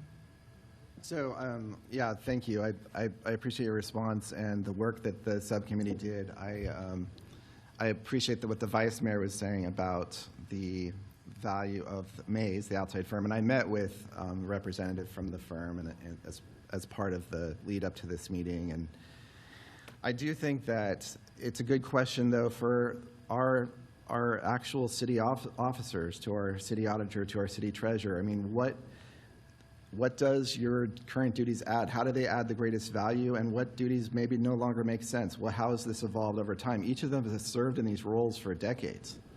And I would really love to hear from them and hear what they think in terms of the independence of their functions, if it can be replaced to the outside firms the way it's structured now, or if we should consider some different approach. Well, we're about to go into public comment. Well, I would make a motion to allow our elected city representatives to answer some questions and have a little bit of minutes of time allotted to them so that we can understand their roles a little bit better. I'd ask that we provide them each with 5 minutes, and we can ask them questions at this time, and I think that would be helpful. You want to second that, Councilmember Desa? At this point, I'd like to ask my questions. Go ahead. And then I'd maybe come back to you. Yes. Yeah, let us finish with clarifying council questions. Yeah. Too. Sorry. Go on, Councilor Desa. So the first question that I have is for the city attorney. And while I suspect you do not have the city charter open in front of you, he's memorized it. Is it correct to say that the first section in Article 2, Section 2-1, specifies 5 elective officers, 7, actually, sorry, I did my math wrong, 7 elective officers, 4 council members, the mayor, the auditor, and the treasurer. And the 2-1 specifically begins, the following elective officers are hereby established. My question to the city attorney is, who elects the auditor and the treasurer? It's a very basic question. Sure, council members, the voters of the city of Alameda. So the people of Alameda, the voters, does that mean that it is to the voters of Alameda that not just the mayor and the council members, but the auditor and the treasurer, is it not correct to say that it is to the voters that the elective officers are accountable to? That is correct. Thank you. Follow-up question. On I believe, on Article 7 of the city charter specifies the roles and responsibilities of the city manager. This is a question for the city attorney still. In section 7-2, .c, the city manager shall have the power, and it shall be their duty, under C, quote, to appoint, discipline, and remove all officers and employees of the city under their, that is the city manager, under their jurisdiction, subject to the civil services requirement. Is it correct to say that under this city manager form of government specified in Article 7, that department heads, such as the finance director, is accountable to the city manager? That is reports to the city manager. That is generally correct. Any department head that is appointed by the city manager is accountable to the city manager. There are, of course, department heads that do not report to the city manager, set forth in the charter, both appointed and elected. Okay, great, thank you. Now, just a little bit more clarifying questions.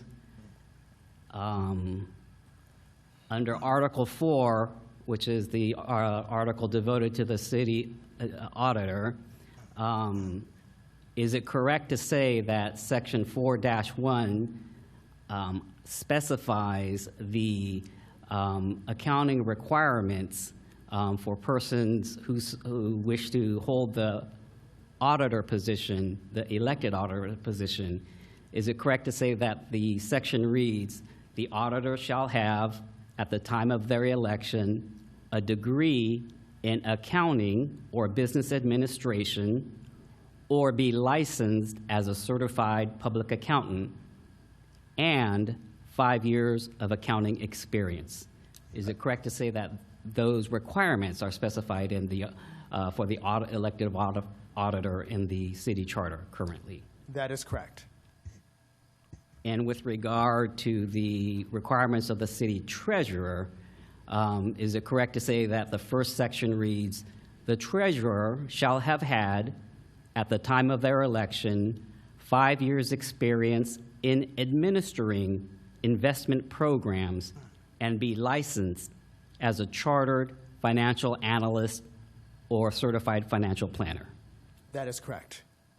So generally, do you recall in your time as a city attorney any council members having either those kind of qualifications specified for the treasurer or those kinds of qualifications specified for the auditor? I can't say that I know every possible qualification of a council member, so it's hard for me to comment clearly on whether every council member's degree is and whether every council member holds whatever certification they might hold. Great. Well, thank you, City Attorney Evenchen. I appreciate that. I appreciate it. Thank you. Okay. Other clarifying questions, council?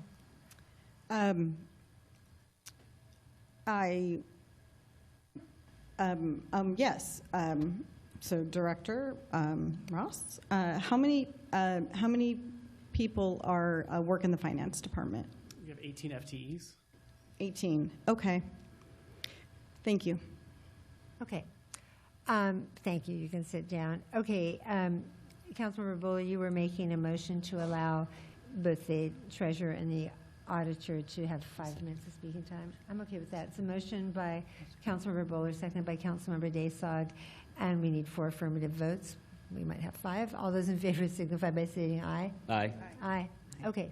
So shall we call them first, in fact? Sure. Okay. I'm assuming they put in speaking slips? They did. Okay. Kevin Kennedy was first and Kevin Kearney second. All right. Welcome, Speaker Kennedy.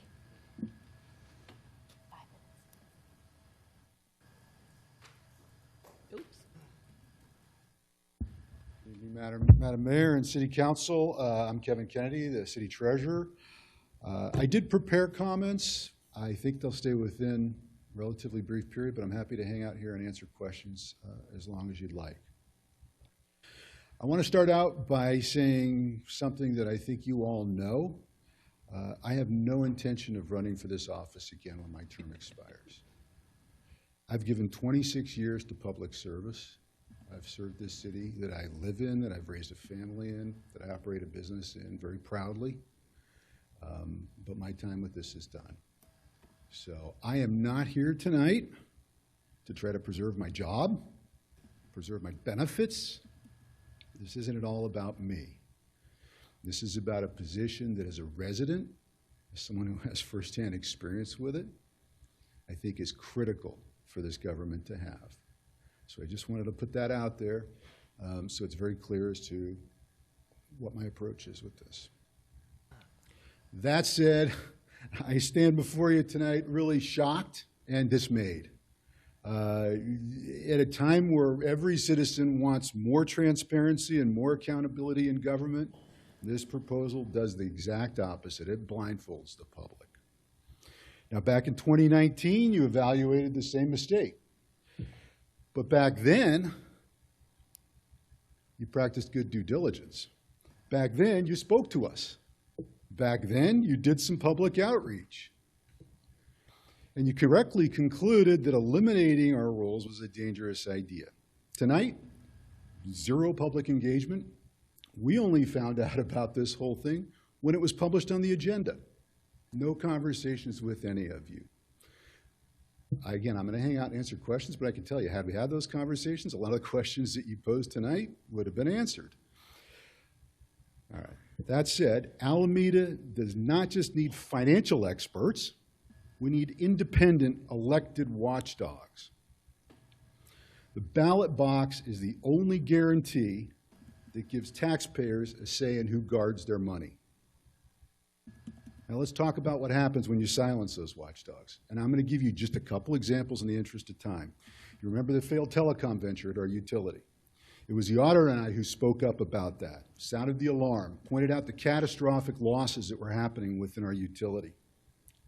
Very easily could have taken down the whole darn utility. We got a lot of pushback on that. When the city manager tried to bail him out with a $7 million loan from the general fund, we spoke up and blocked that. That's $7 million that would have gone down the same rat hole that the other $40 million of city money had already gone down. Do we save the city money? I hope that answers it. Did we just pay right there for 200 years of our service? Yes. We took the heat. We fought the fights. We took the pushback. But we did it to protect the taxpayers and protect this community because that's what we were elected to do. And that's what independence does. We did it again when it came to the pensions, retiree medical, and deferred maintenance, an issue that you're dealing with right now. We co-chaired the Fiscal Sustainability Committee, which was the first time this city actually took a hard look at the long-term trajectory of finance. And actually, it was the first time that the issue of deferred maintenance was even quantified. Because we did all of that, these issues now come to the forefront. Now, our critics say, well, you don't make policy. And they're absolutely right. We don't make policy. We force better policy. Our friction creates new solutions.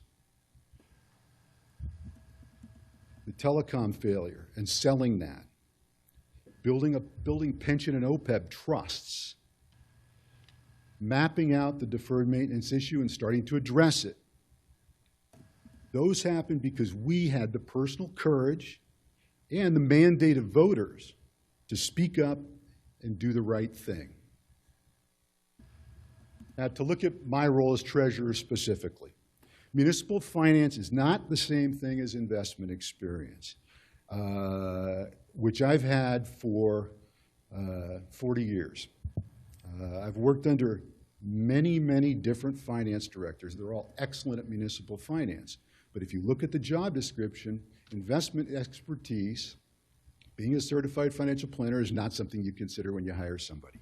For 26 years, I brought that specialized knowledge to the city. I apologize. I didn't do 3 minutes, but I'll continue to move along, and I'm very close to the end of this. I think it was 5 minutes, didn't? Oh, beautiful. Did you chime in for I'll 5? stick to that. So I brought, I'm sorry. Okay, are you wrapping up? Because that was your 5-minute timer. That was that 5? Oh, I'm The speaking too motion was slow. also to ask us to be able to ask questions, right? Yeah. Let me give If you're you. let me wrapping give up you- quickly, that will work. And then, because they did want to ask some questions. So on the treasurer job, I worked with Councilmember Jensen. I mean, these are just recent examples. On the investment policy, I think we reached a conclusion that satisfied the community and put this policy in a place that the community can be proud of.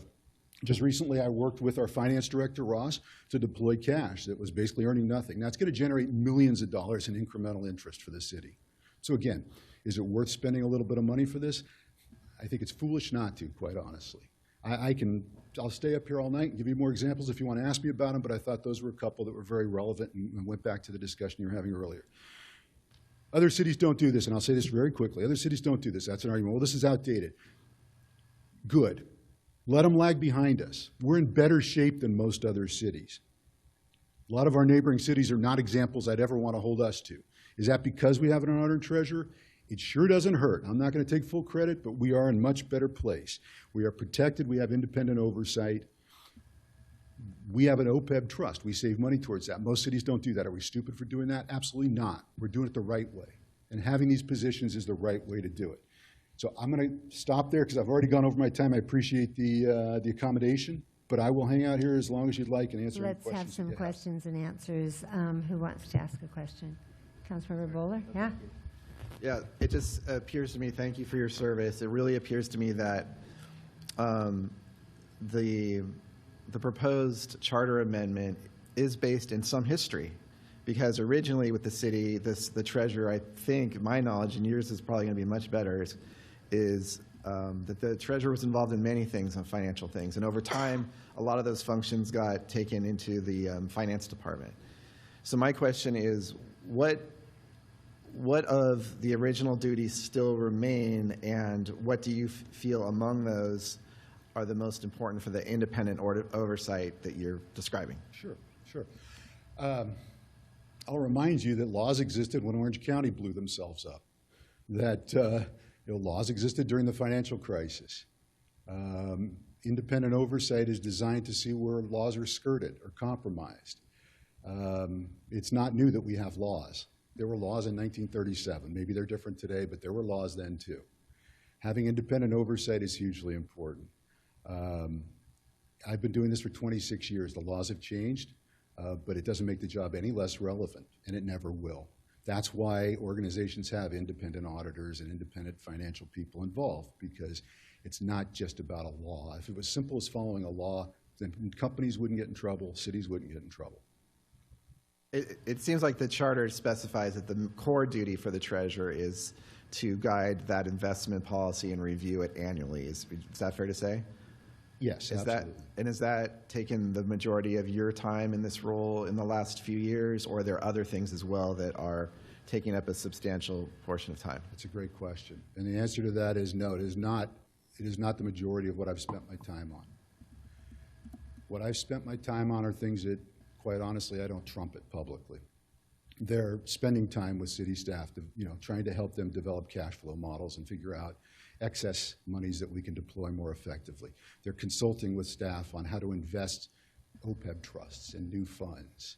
A lot of different projects. I've been on task force studying the pension issue. I've co-chaired a financial task force. What we do goes far beyond those charter descriptions, and a lot of that is at the direction of the city manager or the council. We were involved last time a bond issue was put together. We were involved in the formation of that to ensure that it was financially responsible for the voters. We have never shied away from doing that. We are always there. And quite honestly, a question you asked earlier, I know, I mean, you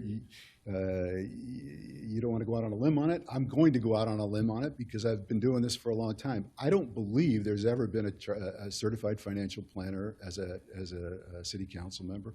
I don't know, Kearney can address, but I'm not sure there's been a CPA.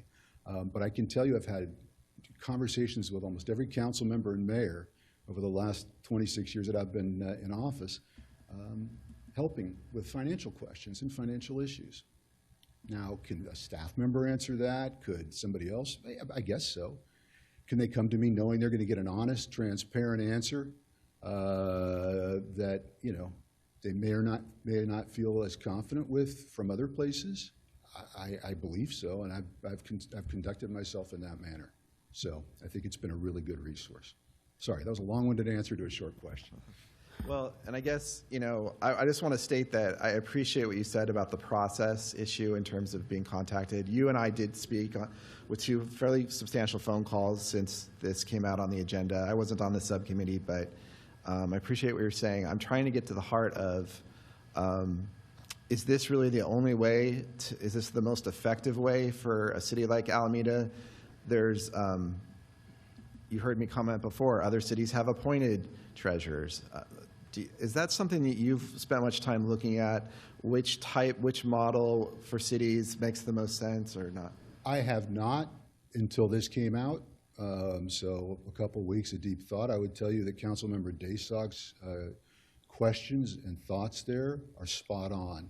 There's a huge difference between independents accountable to the voters and independents accountable to the city manager or to the council. And I don't mean that in a disrespectful way.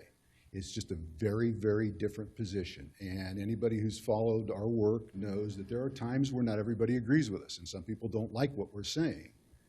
But it needs to be said. And you cannot get that from somebody that is reporting to anyone but the public, in my opinion. And again, this is not about me and my job, believe me. This is about that role and that level of independence.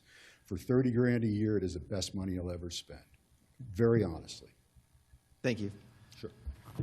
Other questions? I have one. Mr. Kennedy, have you run against other opponents in the past? Yeah, I don't remember what year, 2018 or something. Yeah, we had an opponent. Okay. Which was But fun. We enjoyed I that. think if I recall correctly, for the most part, you've run unopposed over the years. Yes, yes, and I'd like to think that's because we do a very good job. And I do appreciate your service. You talked about the OPEB trust.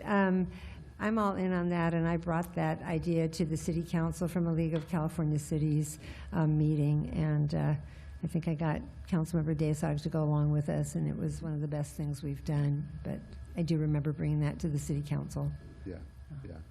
Yeah, and hopefully you remember too, and I honestly, I don't remember who was on council at the time, but you remember the conversations when we initially started to discuss that and the pushback that we got. I mean, we've been verbally, physically threatened. This isn't hyperbole. Talking about that was a huge personal risk, professional risk for us, but it was important. What you guys did with it was excellent. Would that have happened in a different format? I don't know, but it happened in this format. And any of those examples, and I can give you a dozen more, are well worth having somebody in this position. Thank you. Other questions, Council? Vice Mayor Pryor. Yeah, it's related to a question Councilmember Bowler said, because you had spoke to what's in the charter, and if if this doesn't happen, or if the voters says it does happen, but the voters say no, we still want these offices to exist, but the charter just says that the treasurer should just review the financial policy. That is all that is required. So there is no, I mean, that is what that person would do. And so when I'm just looking at the position, based on what the charter says, what is the position doing that the financial team isn't already doing? I think I just gave you a couple of really good examples. I mean, we have a financial team at the utility. We had a financial team at the city at the time. Neither of them called out those issues. We've had budgeting process for 100 years here. Nobody was calling out those long-term liabilities. I'm not going to say it was because of lack of competence, but certainly the role of independence that we have, where again, we're not reporting to anybody except the voters, I think enables that type of stuff. You know, I would tell you quite honestly that this role could be expanded, that given a thoughtful approach to what an auditor and a treasurer could do by charter, that charter should be more robust. A lot of what have done would benefit the people if it was actually in the charter. We've done it at the request of council and mayors and city managers and the public, but it sure wouldn't hurt to put something in there. We're doing the opposite tonight. You know, basically the message you send to everybody is we don't need oversight, we don't need independence, and I think that's the wrong message personally, but I think there's certainly a way to make it better, and I'd love to be engaged in that because, again, I think these roles are hugely important. If there's no further, you please sit down. Councilmember I just want to make sure to ask this basic question. When you do your work as the city treasurer, do you feel that you're doing the work on behalf of the people of Alameda, or do you feel that you're like a staff member of City Hall? No, it's completely independent. And I have full respect for city staff. Doesn't mean we have to see eye to eye, but I respect the job they do, and I think I've hopefully had fair relations or good relations with all of them. They're part of the team too. So you feel you're accountable to the people of Alameda? Absolutely, absolutely, and I think the actions we've taken over the last almost 30 years would demonstrate that. Thank you. Yeah, thanks. Okay. Councilmember Jensen. Thank you. Thank you, Treasurer Kennedy. I wanted to talk or ask you about your relationships with outside of Alameda. As elected officials in Alameda, council members, the mayor mentioned going to the League of Cities often, and as council members, we work with other city councils and learn how to what best practices and how to implement and develop policies here in Alameda that might be working elsewhere. And I bring this up because you and I worked together on a policy, the investment policy, and at that time, you worked with our county treasurer or with our county auditor, was it Mr. Levy? You got him to provide some information. We talked a little bit about it, and I'm just wanted to ask you about that type of thing. You probably, or whether or not that's something that you bring in that is not otherwise available. Yes, yeah. I mean, I operate in that world. That's my paying job. So that's what I do all day long. I also pay attention to what's going on around us. I also tap the resources that we do have. We have money managers that actually do the buying and selling in the portfolio, and I tell them, hey, if we're going to pay you to do this job, I need to be able to pick your brain on things. By the way, you should also, after your fee, make us more money than we would have made on our own, but certainly use them as a resource. And that was helpful to me. So with regard to that, and with regard to changing circumstances as well, can you comment on anything that you may have done with regard to our investment policy, both during the recession and during the pandemic, that might have been an independent source of information and support for the city? Sure. Yeah, I will. I'll give you a couple examples. I try to directly answer that question. So during the financial crisis, of course, everything was chaotic. I spoke to council publicly and privately about the status of our portfolio, where we were at, very frank discussion about our risks, where things stood. That was a time when most people had more questions than they did answers, but I knew it was my obligation to try to provide some clarity to what was going on, and we navigated that situation very well. During COVID, it was a little bit different. I mean, during COVID, and I'll try to keep this very brief, during COVID, I saw a few surrounding cities start to do some contingency budgeting. What happens if this crisis, if this lockdown continues? And so I reached out unsolicited to the city manager and said, I think we need to do this.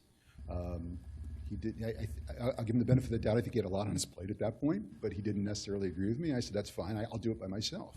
I mean, I literally spent a weekend plus building my own model, running it through some of the assumptions that I saw from surrounding cities in terms of what's going to happen to sales tax and TOT and all the other things that are going to get whacked when everyone has to stay home. Ultimately, there was the value of this was seen. We pulled in a budget expert who did much nicer spreadsheets than I did. But I think, Mayor Ashcraft, you'll remember, I spoke to you and council about that, and I think they termed it, a worst case scenario and a hopefully not as bad case scenario. But I think that benefited the city hugely to be prepared, because it turned out we were locked down for, it felt like forever. And so, I guess I don't toot my horn enough, but I would tell you that that really did initiate from me. Thank you. Sure. Okay, thank you so much. Okay, thanks. All right, and let's call Kevin Kearney up next. Okay, 5-minute timer, more or less. Good evening. Hello.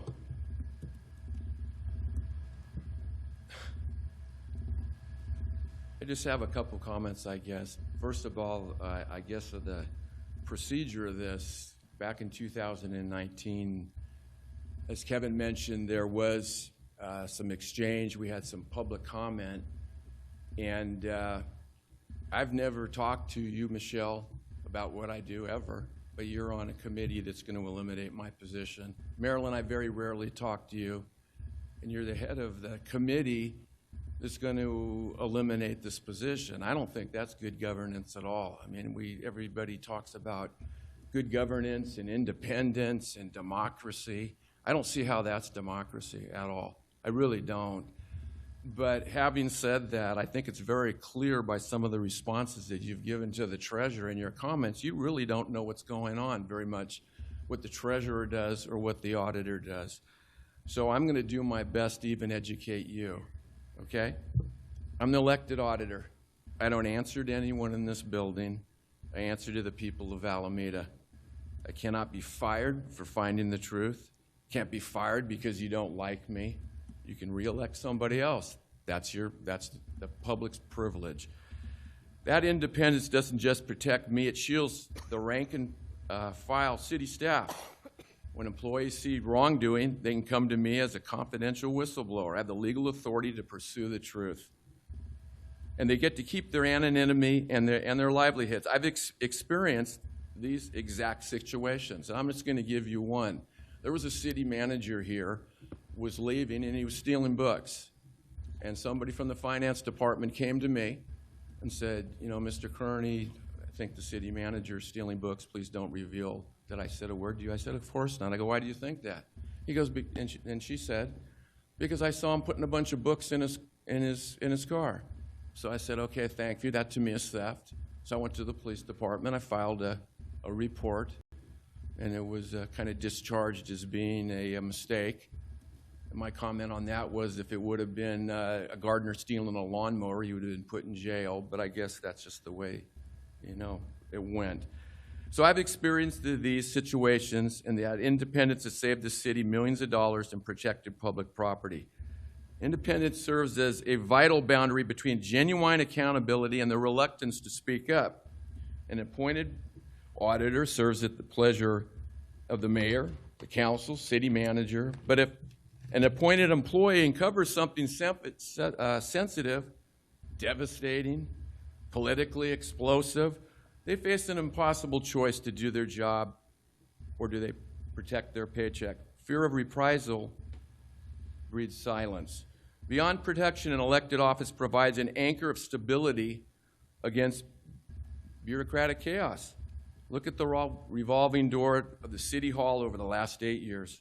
We've cycled through 3 permanent city managers, 4 interim city managers, 4 finance directors, a string of acting directors. Through the absolute whirlwind of turnover, the auditor's office has provided institutional bedrock that the city required. Because of that consistency, Alameda didn't collapse financially. Instead, we secured certificates of achievement for reporting in every year except for one of those chaotic years. I give a lot of credit to the staff that went through that. And I believe a lot of my guidance when we were having finance director after finance director, I think that it certainly was a benefit to the city.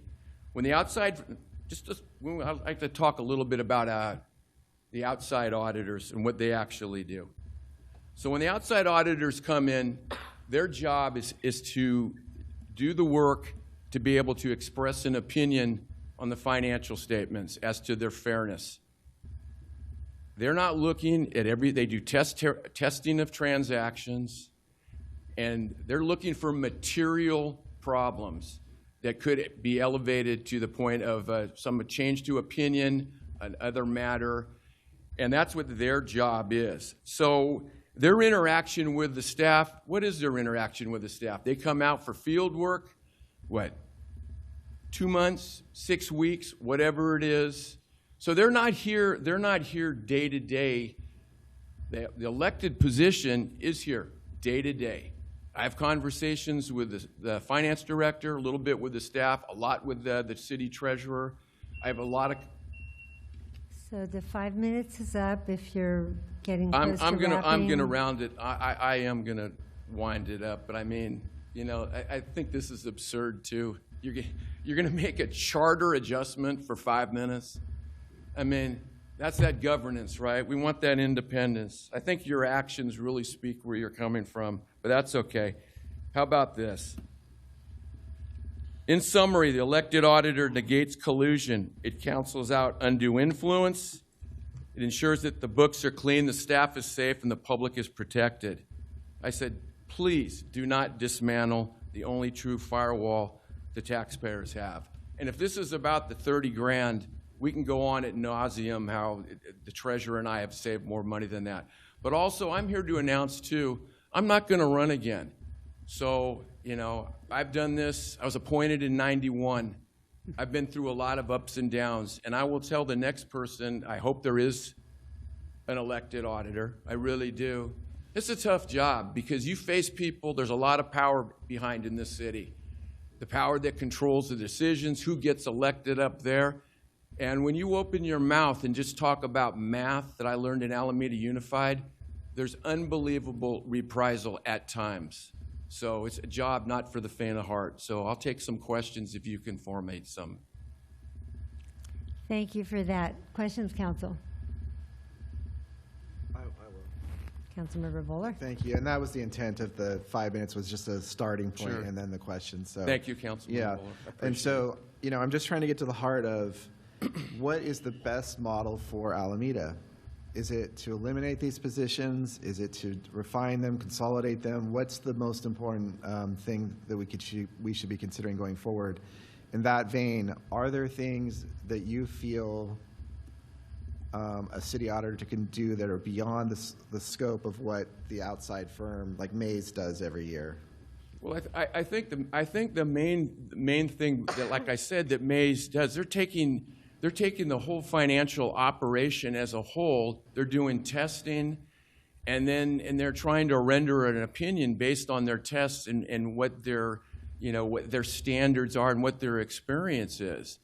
And I think when you have somebody that's other than that, that's around more than field work and more than generating the financial statements, I think that has merit because things come up. I mean, no one's calling up Mays when they're from the city of Alameda as a citizen and going, geez, city auditor, how come my business license is getting farmed out to Fresno and it's screwed up every year? What do we do about that? You know, oh, why is this going on? So the function of an independent auditor from the town is you're answering questions from people that are citizens, business people, you know. How does this work? Why are we doing that? What's going on? This is impacting my business. And an outside CPA firm, they're not concerned by that. And with regards to doing extra work, every time you hire a consultant, you don't think it's more than $30,000? I mean, that's absurd. So in the charter for the provision that talks about your authority as the city auditor, it uses the two words that I thought are interesting. It says "at least," that your duty is to at least work on those annual. Yeah, it says that the city auditor, that the office is responsible for the audit. And so the question is, So the question is just how have you over the years define what those words mean to you, and what else have you done beyond that core duty? Okay, well, I can say probably over the years, to the chagrin of some people, that they at least was involved in many things. As the treasurer talked about, we were on committees to study certain things.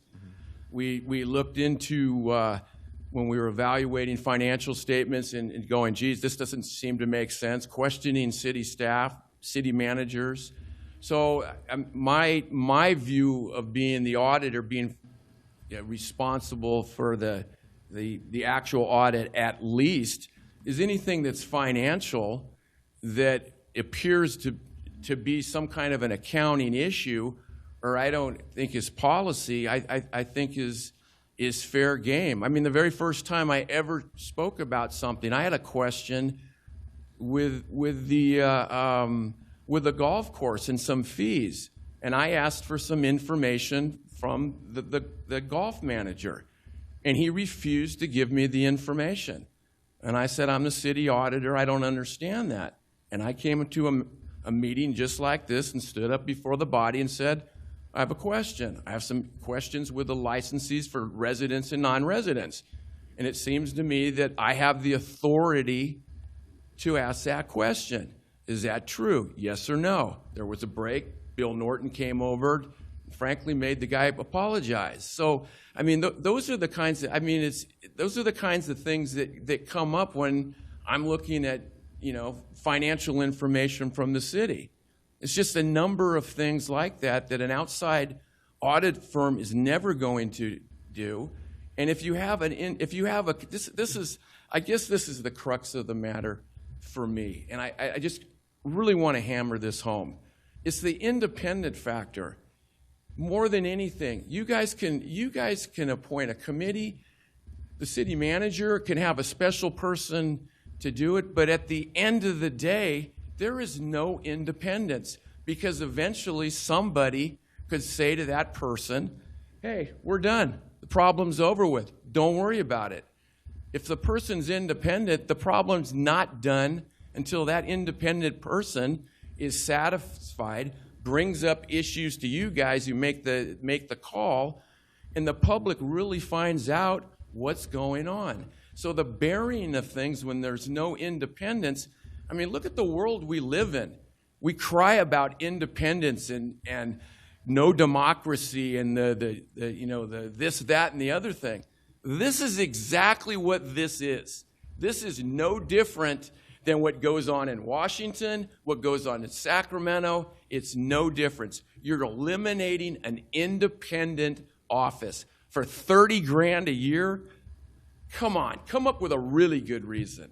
A really good reason, not $30,000. Okay. Did you have further questions? No. Thank you.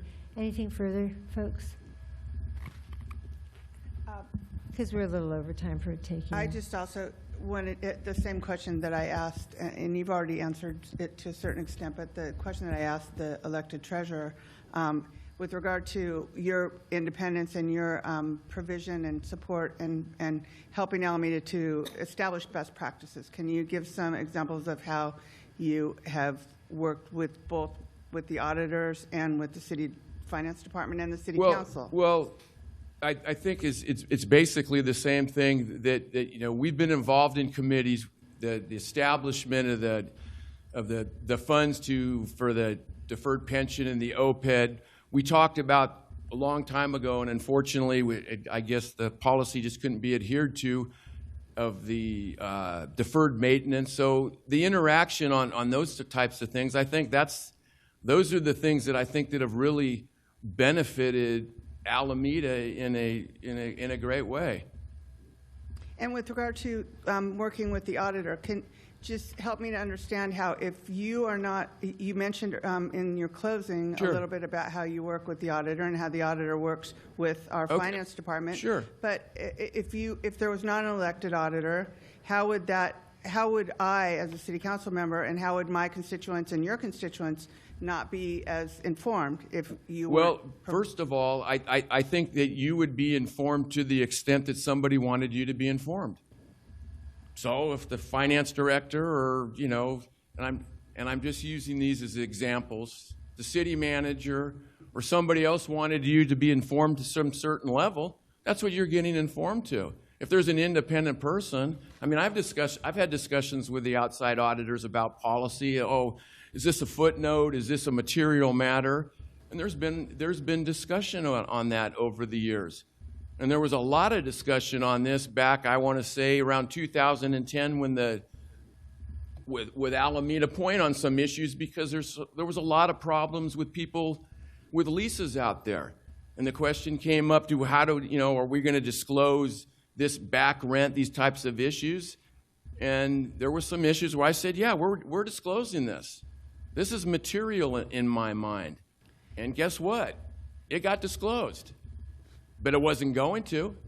Right, and as a council member, I am going to hear from the auditor, and if you are not available, then I will hear from the audit from the finance director or the city manager. Sure. And that discussion may or may not have taken place, whether an issue is material or whether it is a footnote. And to your point, if you want to respond to this too. I'm making eye contact with the city attorney and city manager. Are we getting into any confidential territory?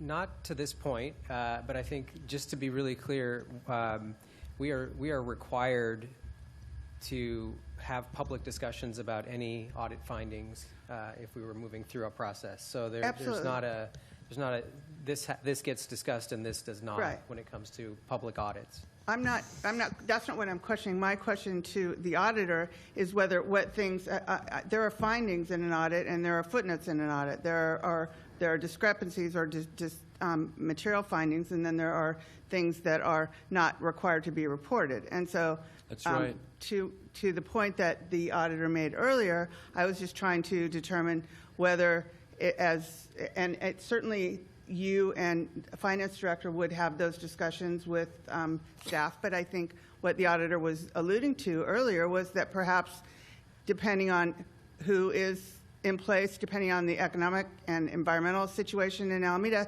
some things might not be robustly discussed as to whether they're footnote or findings. Would agree. Okay, and that was your question. All right, is that your final question? Yes. All right, thank you so much, Mr. Kearney. Okay, everyone, we have gone over the 2-hour mark where we take a break, and so it's 9:07. Let's come back at 9:20. Okay, we're starting up again at 9:20. See you then.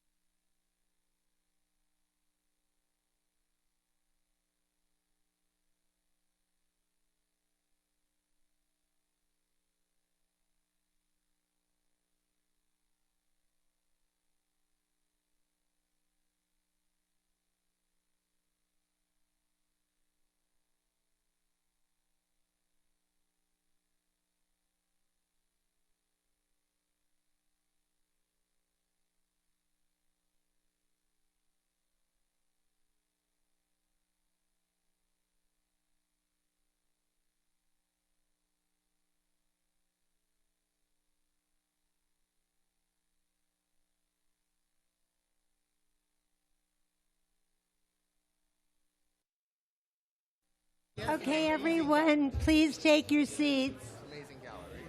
It's 7:20 or 9:20. Please don't come over the yellow line. I'll meet you.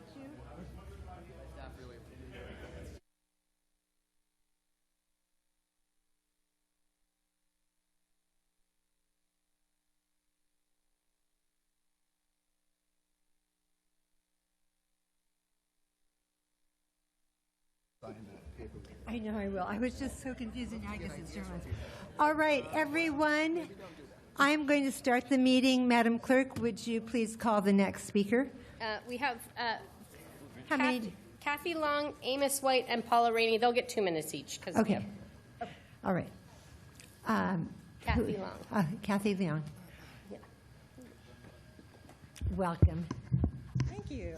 Mayor Ashcraft, City Council members, a lot's already been said that I could never speak to, so I want to thank the Treasurer and Auditor for being here and speaking on his behalf. And go ahead and speak into the microphone so we can hear you. Is that better?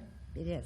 Okay, so I'm just going to be quick and say this proposal is really a dangerous step backwards. You've already gotten, hopefully you read the email that I sent about this before the January 7th or July 7th meeting. But bottom line is, if you turn this into an appointed role, which kind of smells like that's what possibly could happen, then as far as I understand, they would answer to the finance director, and the finance director answers to the city manager, and who ultimately answer to you. So technically, to what the Kevins have said, it's like, you want your job? Are you really going to call somebody out? Leave that to your own thoughts. This would strip the power ultimately from the voters that we deserve the democratic right to directly elect people to safeguard our tax dollars. That's a concern of mine. And needless to say, they have both shared that they are not going to be reelected, but they will, I can almost guarantee that they'll be available to answer questions after they are not an elected official any longer. But rather than throw this in, rather than taking the time to change the charter, I'd urge you to work on extremely pressing issues, like finding a developer for, one example, the Harbor Bay Landing, so we don't become a food desert out on Bay Farm Island. But one thing that's come up today is you're concerned about this $80,000 that's thrown around here and there.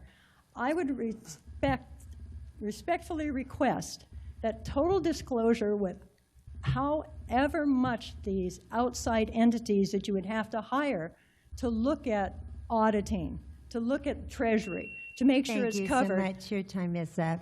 Thank you. Our next speaker is? Amos White. Welcome, Speaker White. Then Paula Rainey. And then?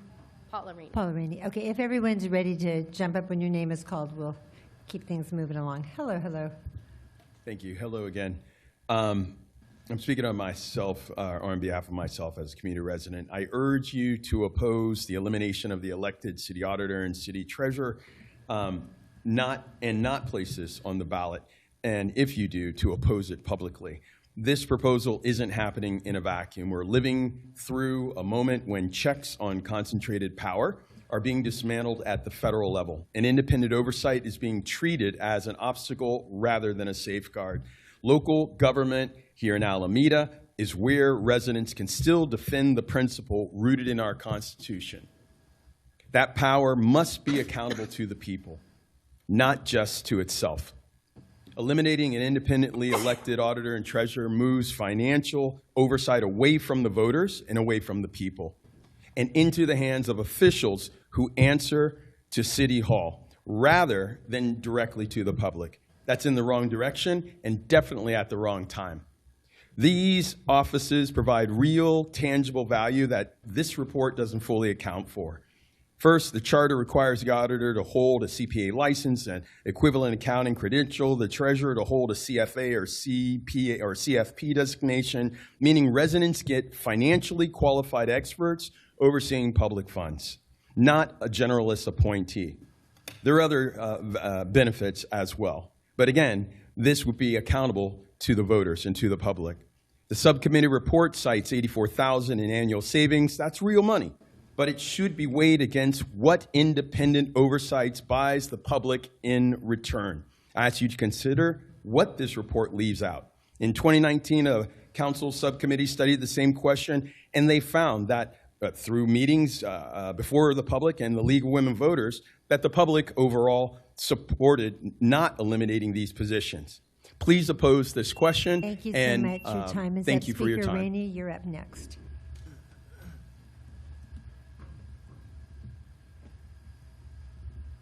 Thank you. You can hear me, right? We can. Thank you. My name is Paula Rainey. This area of finance is not something I'm very fluent with, but when I saw the item on the agenda, I was really concerned. And at this point, I have heard the comments tonight. I think I can do more research, but I remain concerned that the city charter would change, because I think even with the knowledge that there are new laws that the city is following to promote transparency, and that the city is doing kind of best practices all around, I think these two, the auditor and the treasurer, have clearly provided a tremendous service to the city at very little cost. And I'll tell you what first came to mind when I saw the agenda item. A number of years ago, I don't know, maybe 20 years ago, there was a huge concern that came to the city council about financial calamity because pensions were not going to be funded appropriately. And I remember our city auditor and our city treasurer standing before you on more than one occasion raising the alarm. They had to instruct the whole city apparatus, I think, on what was about to come down if immediately or very promptly big steps weren't taken. I haven't forgotten that. I learned a lot. And I just think that's one example of how important kind of, in their case, institutional knowledge is, but also just the independence that they can bring for a really big picture. Thank you. Thank you. Our next speaker is remote, Karen Miller. Welcome, Speaker Miller.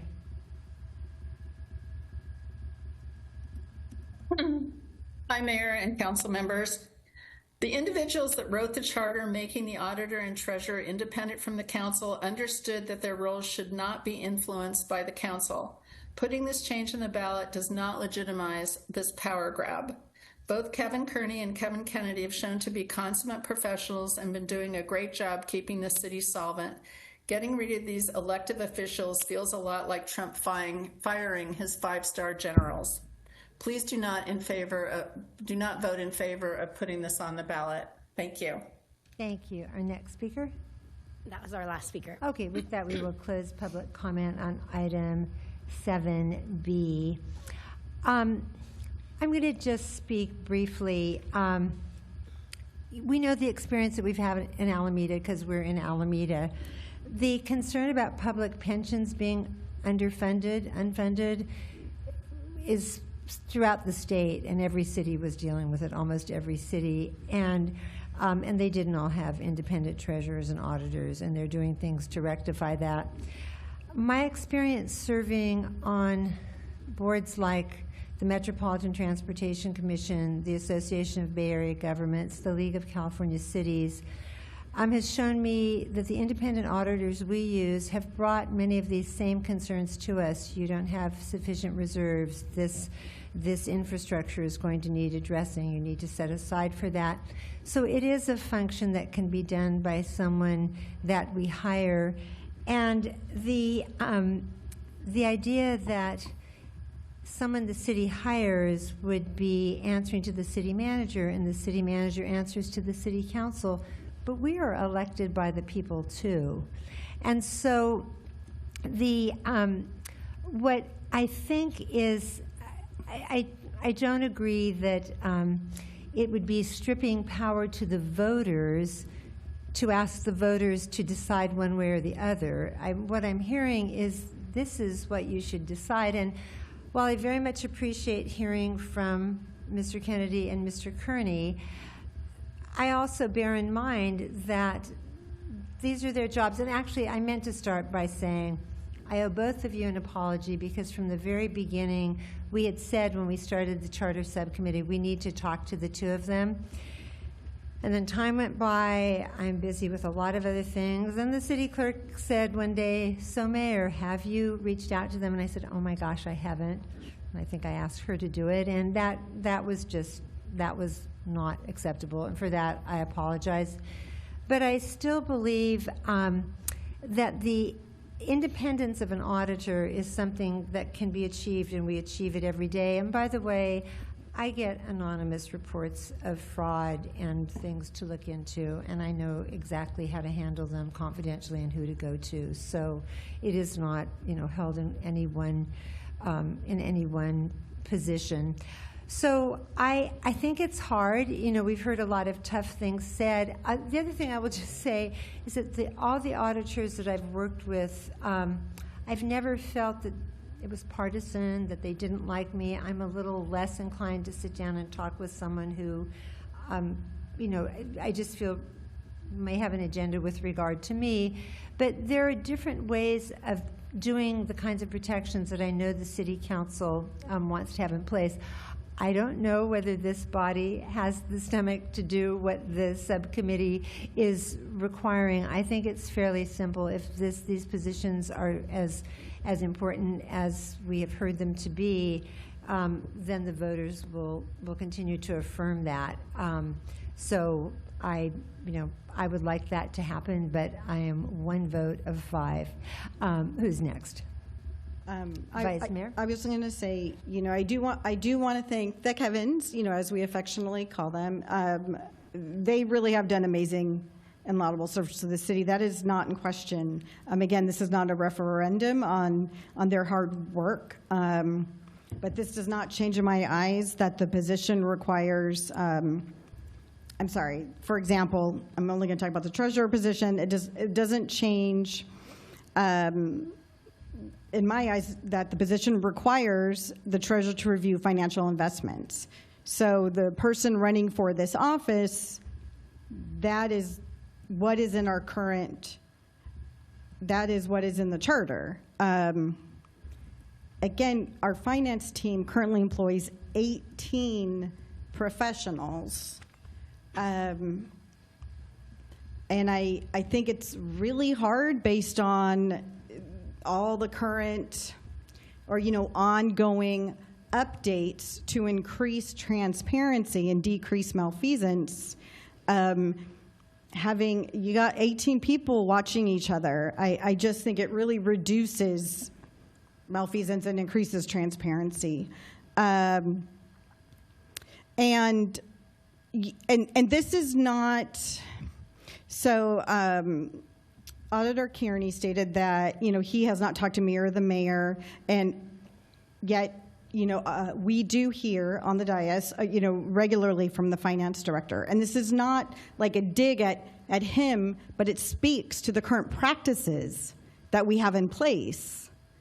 So, for example, I got an email from the auditing company. We had a very long conversation. Hey, this is what you can expect from the upcoming audit. And then we got into depth about the different audits that happen throughout the year. Sorry, I'm reading what I wrote. And so, also in that conversation, we talked about, the first question they asked me was, have you noticed any fraud or any weird activity? And I said, no, I haven't. And apparently this is a standard question that they ask regularly. And I was like, oh, and was just very clear, and we're independent, and we protect whistleblowers and their anonymity. So this is a common ongoing practice. They solicit this question from staff. And then I also want to draw attention that it is considered best practice by the industry, which we've all heard, to change auditors every 5 years. But what we have done as a city is kept the same auditor for 25 years. They got elected. Thank you. It's not Q&A. But they got elected to do something that is also being done. When I say redundant, it's not an insult. I mean it literally. And I also want to note, when the treasurer and auditor spoke, they had a lot of great things to speak to. And they spent a lot of time saying, I did this, we did that. But I heard very little about what the actual position does. And and what the actual position does in addition to what is already be done by our robust finance staff and our third-party auditors. And I stress this because when we talk about eliminating the position, we're talking about the position. We are not talking about the hard work that they have done over the past 26 years. I'm positing, again, I'm putting it out, if we vote for this, right? Positing that we put this out to the voters who might completely disagree with me. But when we vote again, things have changed. Sorry. Oh, first time ever. Yeah. Okay. All right. Who's next? Councilmember Bowler. Oh, thank you. I want to start with some questions for the city attorney, if I may. What is the effective date of the proposed charter amendment? The charter amendment will become effective when the Secretary of State certifies the election, which the city clerk can help me with. Yes, so it's a process where once the council declares the results at the second meeting in December, then it's submitted, in a required format signed by the mayor and the city clerk, that's submitted to the city clerk, to the Secretary of State, and it's usually mid-January that it becomes effective once it's certified by the Secretary of State. So is that basically just over half of the 4-year term for each position, roughly? Because these are 4-year terms, right? And this would be... That is correct. They are 4-year terms. Is it fair to characterize it as basically doing the same thing as a recall would then? It's ending the service of these two elected officials in the middle of their term, right? Well, it's certainly not the same process as a recall, but it would conclude those positions once the vote is certified, and if the vote is positive, then those positions will be removed from the charter. Now, is it possible, based on the way it was noticed, for us to consider as a council tonight, combining the two roles instead of eliminating one, basically combining the two roles into one position? Councilmember, if you're asking whether or not the Brown Act notice sufficiently allows you to eliminate one or the other or both, the Brown Act notice gives you that flexibility. And would, for example, like retaining in terms of qualifications for the positions only the auditor's qualifications for the position, is that legally sufficient? I apologize. I don't know if I exactly understand the question. Well, if you were to combine the two positions, each has independent qualifications, but if it's one position we just went with the auditor's qualifications only, would that still be legally sufficient? The council could legally choose to make that decision if you chose. Would the council be able to, in the future, in your opinion, based on the existing language in the charter, by ordinance, be able to consider expansion of the duties of the function to do some more work that hasn't been done before? Well, under the current charter, the duties are specified in the charter. There is that, as you pointed out, there's that at least language, and so the scope of the duties as testified to by both the treasurer and the auditor are not confined by the charter, so it is possible for a charter officer like a treasurer and auditor to take on assignments beyond what the charter prescribes. I would say that unless the charter indicates otherwise, the council could not assign work to the auditor and treasurer. The council could recommend work to the auditor and treasurer, and they, as independent elected officials, may take up that work or not take up that work at their discretion. Okay. Under the current charter. And could the council also decide to make that explicit, though, that in terms of the charter going forward, that the council could, authorize additional functions? If your question is, could this process where I earlier described, where the council refers or recommends work, not require work? It exists today, and the charter could, I suppose, memorialize it if the council chose, but it would not change existing practice. Okay. So I do think that that there is a case for modernizing and improving what we're doing as a city. My concern is that that requires substantial work to figure out what's the most optimal way to go forward, and also to get the public input on that. That's some of my concern. I certainly don't see any compelling reason to terminate these two public officials who have long served our community in the middle of their terms. That doesn't make a lot of sense to me. I want to be able to explain more what I would propose, but I'd ask to make a motion to add 5 minutes to everyone's clock. Yeah, I was about to tell you your time is going to be up. Yes, that would be fine to add 5 minutes. Is that good? You really want 5? Yeah, let's add. Okay, I move to add 5 minutes to each council member. Everyone's got. I think we've got 4 votes. Who seconded it? The Vice Mayor seconded. Motion by Councilmember Daysock, seconded by Vice Mayor Pryor. All those in favor signify by saying aye. Aye. Aye. That's 5 in favor. Okay, keep going. So I think that, I want to make it clear that when I got the staff report from the subcommittee, because how this works is that sometimes when there's a subcommittee, that's 2 council members that work on something, and then it's up to the rest of us to look at that good work and work from there. So I took a lot of the information there and went into the community, talked to other people about it. I talked to people from the League of Women Voters. I talked to of course, the city auditor and the city treasurer. I talked to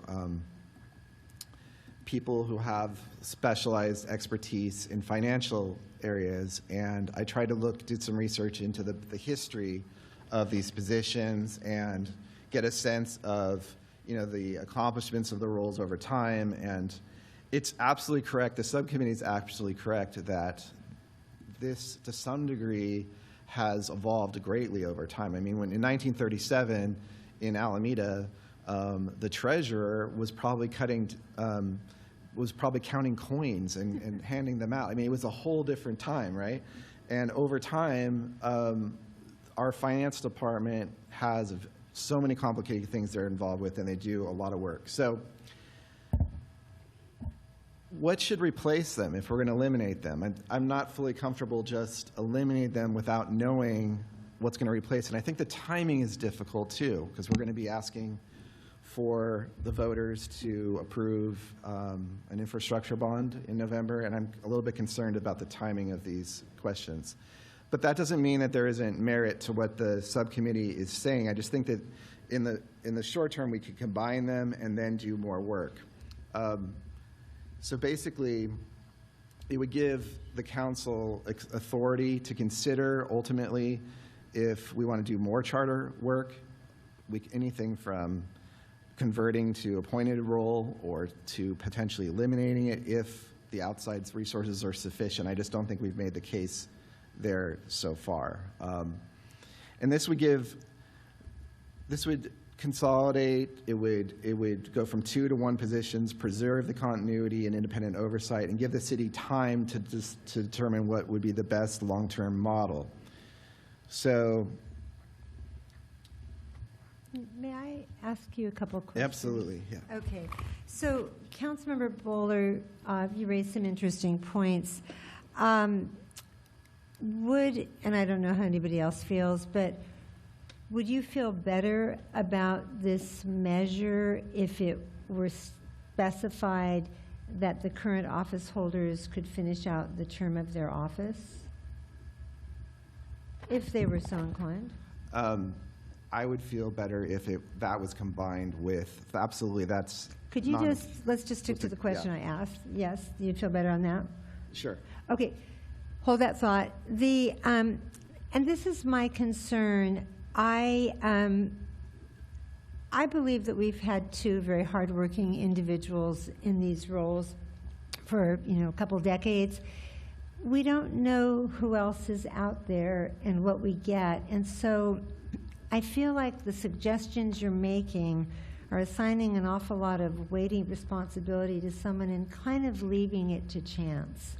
And so that's why I wonder if the council wouldn't be better served by identifying the functions outside of our own finance department that they would want, that can already be, beyond what our independent auditor is already doing, but if there's something specialized, and then actually having a selection process through the council to choose who that would be. And I'm not talking about appointments, because I think the city attorney would tell us there's some. Do you want to just weigh in? We talked a little bit. Right, and so council, while you heard public comment about appointments, the agenda title does not allow the council at this meeting to restructure these positions to appointed positions that would violate the Brown Act. You could work within the sphere of elections. So my my suggestion to consider is to take it incrementally. I think it's fair to put it to the voters, do you want to continue having these positions? But regardless, if it's possible, and the city attorney can tell us if it is, but regardless of their answer, the current term would continue. But the city clerk, is that causing you heartburn? No, none. Zero. So just something to think about.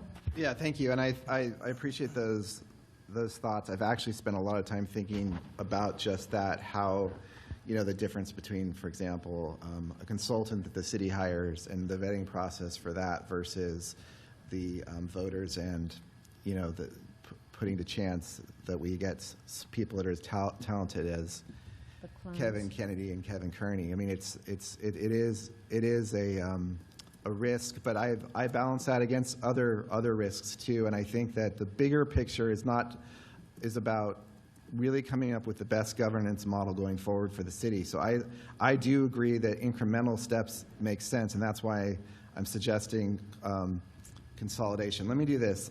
I'd like to read a proposed motion that doesn't have to be made yet, because I haven't heard from my colleagues, and I'm not trying to jump the gun. But if I just want, for purposes of people to understand my current intent, if I make this motion, so I'll read it.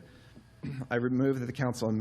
I propose that I move to amend the council and adopt the proposed charter measure using the revised language, where we would retain one elected charter office under the existing title, city auditor. We would permit the current city treasurer to complete the present term and eliminate the separate office of city treasurer upon expiration of that term. Delete Article 5, including the treasurer qualification provision in Section 5-1. Retain the existing city auditor qualifications in Section 4-1. Amend Section 4-2 to transfer to the city auditor the treasurer's existing independent duties concerning annual review of and recommendations regarding the city's investment policy, together with any related independent reporting or oversight duties identified by the city attorney. Councilmember Bowler, did you provide that to the city clerk? Because it's really hard to follow all that verbiage. I've had email correspondence with. So can we put it up on the screen? Do you want the language that you proposed in the resolution? Is that what you're asking for? It sounded different to me, so I was a little bit panicked. Okay. But okay. No, we can put that one up. Let me get it to Rosalina. Yeah, and she'll it's get it up. really hard to hold something. I can't type as fast as that. I'm almost done with this. While she's doing that, I'll just finish what I was saying, and then. But I appreciate what you're saying. 36 seconds. Add language to Section 4-2, allowing the council. 34 seconds. Do you want to save them by letting Laura put it up? It's your choice. Okay, I can wait. Sure. It's your choice. It's your time. You could add 2 minutes. Add 2 minutes? Want to add 2 minutes? I'll make a motion. Let's see what we Out of courtesy. Let's see what we can get up on the screen. You want to make? Yes. Well, I have a point of order before. Here we go. Or a question, actually, up to Councilmember Bowler's question, Okay, through the if that would be chair, go okay ahead. before. Yeah. Councilmember Bowler, I just wanted to know. I appreciate your motion, but I wanted to know why this must be done now, and why this issue couldn't be brought forward in 2 years after public outreach is done, and with definable alternatives, the urgency, I guess. Yeah, this one. That's I'm gonna need more time to address that and the rest of what I was gonna do, so. Maybe 3 minutes. Okay, what, so this is, what, is this your language? Yeah. Yeah. No, it should show it. But it's not showing which the languages that's added. Oh, there it is. Phew. Okay, there we go. Okay, and we're seeing it on our screens too, right? Mm-hmm. Okay. So, and then you can, so that'd be the new title, and then you can scroll down, and I can make sure we captured the rest for, just keep scrolling down. They don't need to see the rest.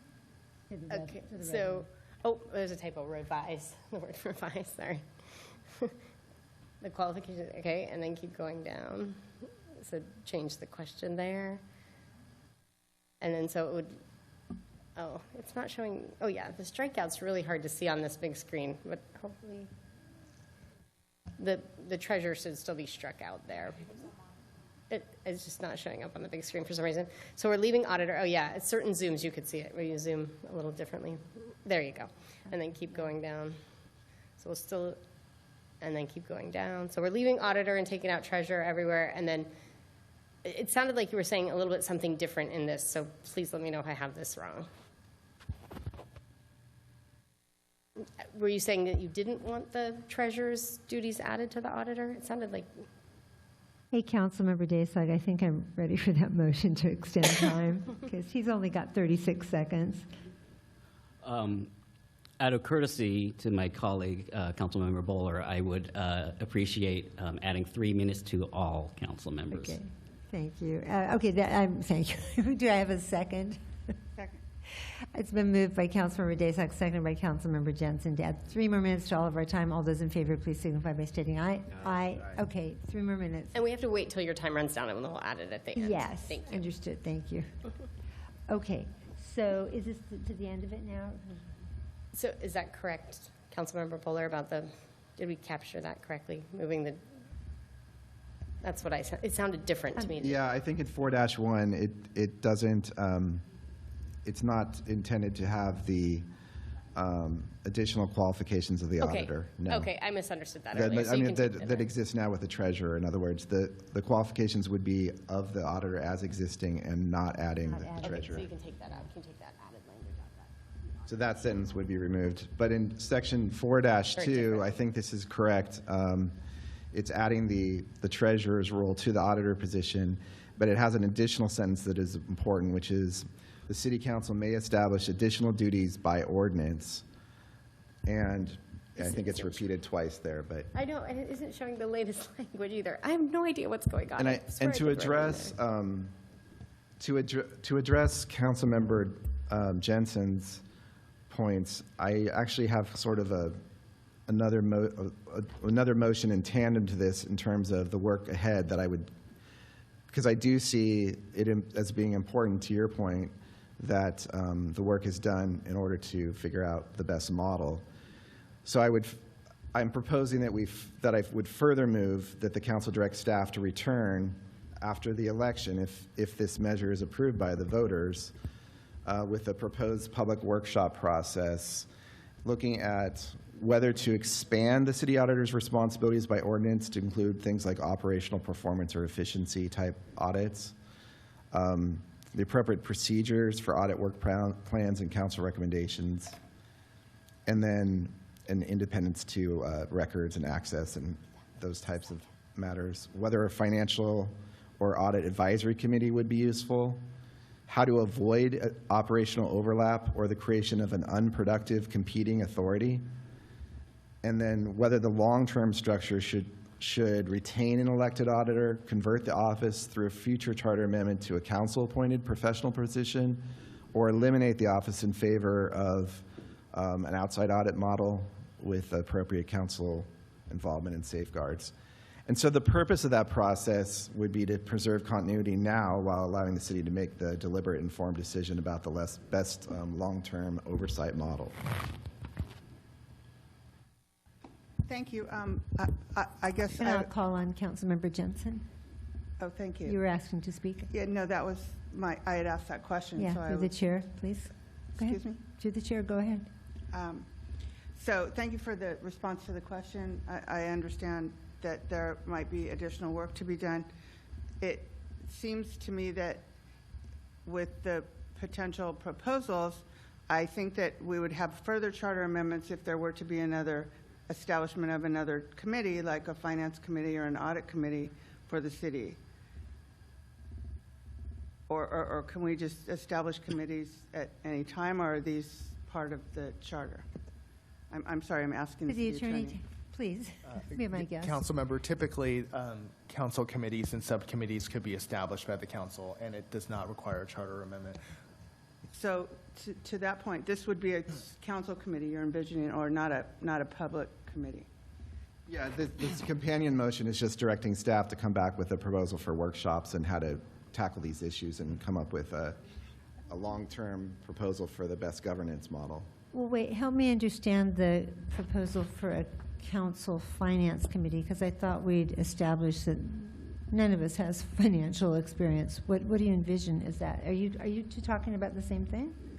I mentioned in the companion motion that part of the discussion should be to see whether or not there should be some type of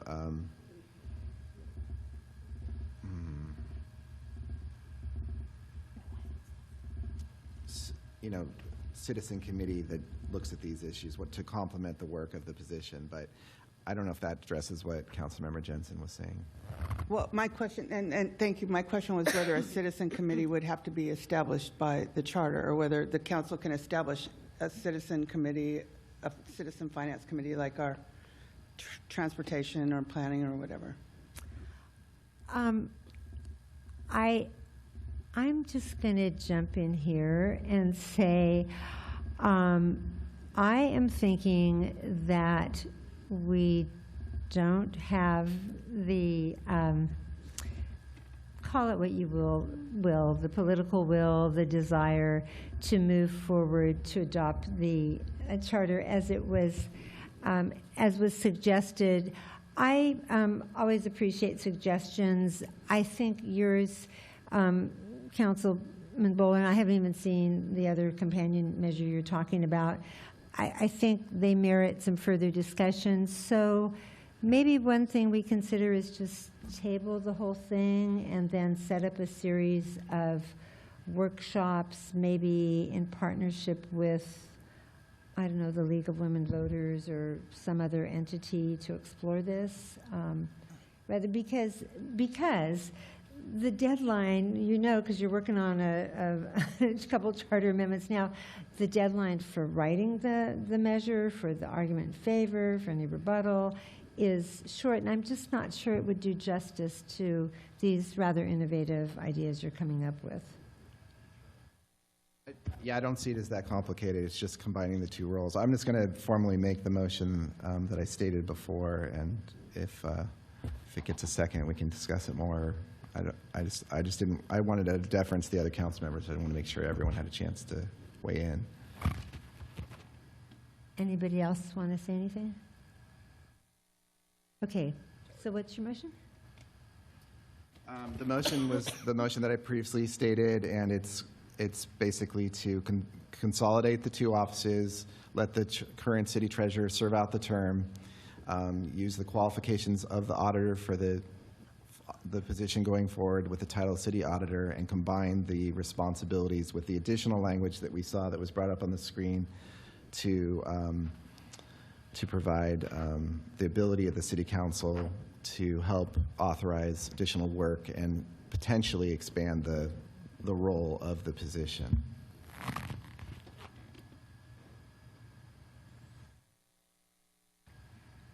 We've had a motion. I'm not seeing a second. That motion dies for lack of a second. Thank you. Anyone want to consider my... Councilmember Daysark, were you waiting to say something, to speak? I certainly have comments to offer, so I'm more than happy to, if you want me to weigh in. Yeah. I do believe that the situation that we have now serves Alameda well, and for that reason, I would not support placing this on the ballot this November, nor would I support tabling the matter for future discussions. I recognize other council members might feel otherwise with regard to the tabling question, but because I feel strongly about the role of the auditor and the treasurer as representatives of the people with respect to the auditor, reviewing and maintaining our books, and with regard to the treasurer, making sure that we make sound, prudent financial decisions with regard to what monies that we have. I do think that it's important to remember that the inclusion of both the city auditor and the city treasurer did not happen in a vacuum in 1937. It's important to remember that in the sweep of Alameda's 172-year history from April 19th, 1854 to today, July 21st, 2026, in the sweep of that 172 years, there had been tremendous highs in the life of Alameda, for which we are the beneficiaries of a great quality of life. But over that 172 years, there have been low periods. And in the low period that we need to also discuss is the year 1936. In 1936, what had happened was that, as indicated by, I believe, the city auditor, in 1936, what had happened was that a staff member reported to the district attorney at that time, Earl Warren. He reported that there was malfeasance going on in City Hall. And there was malfeasance going on in City Hall in 1936 and up until 1936 in a variety of forms. And why the role of the city treasurer came to be is because at the time, the police department maintained its own financial books. And that the city manager, and that was the way it was, by the way, and that the city manager, I believe, wanted to do otherwise. That was against the rules. We might not do that today that way, but that was against the rules. And also at the time that I believe, I'm not sure if there was a city auditor position, but that there was some malfeasance with regard to the way in which public funds were being used. And when this was brought to the attention of District Attorney Earl Warren by, I believe, a staff member from the city attorney's office at the time, when it was brought to the attention, what they also discovered was that the city manager was directing a staff member from what would turn out to be the planning department to help build a summer house of one of the council members, Councilmember Monroe.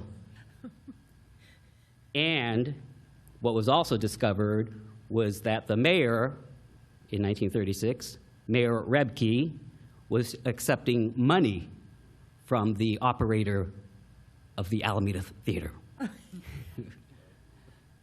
$400. This is your bedtime story. And what had happened also, and so there was also a third city council member who was part of that team of Monroe, Rebke, and I don't know the name of the third mayor. It was third council member. It was a long time ago, 1936.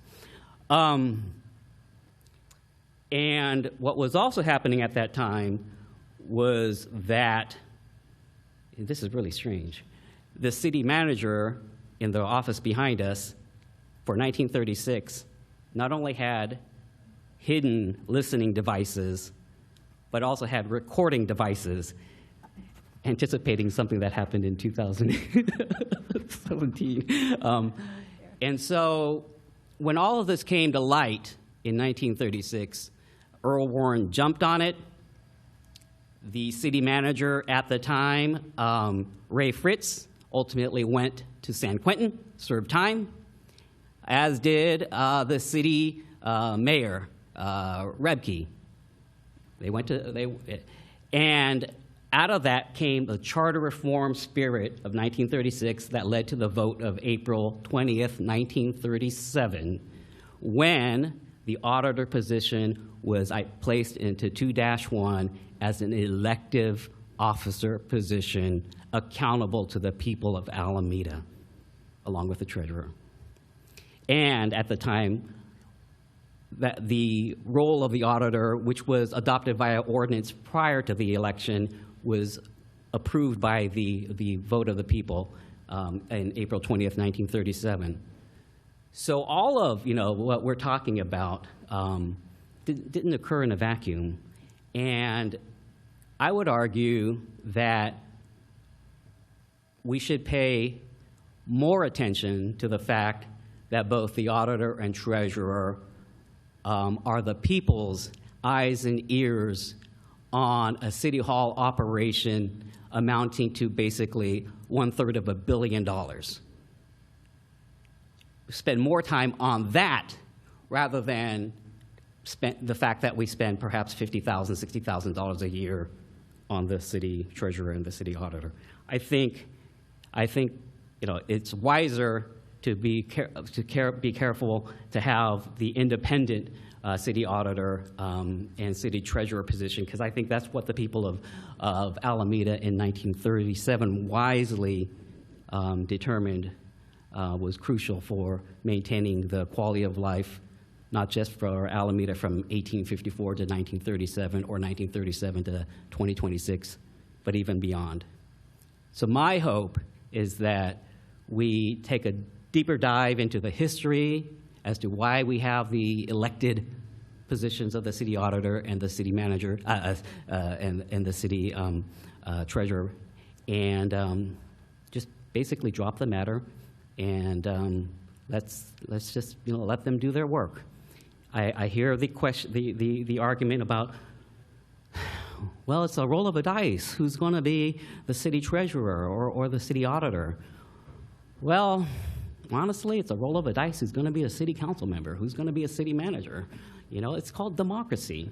And, it's a marketplace of ideas and individuals, men and women, and they come forward and they show their bona fides, and the people of Alameda, as well as across the nation, make their decision accordingly.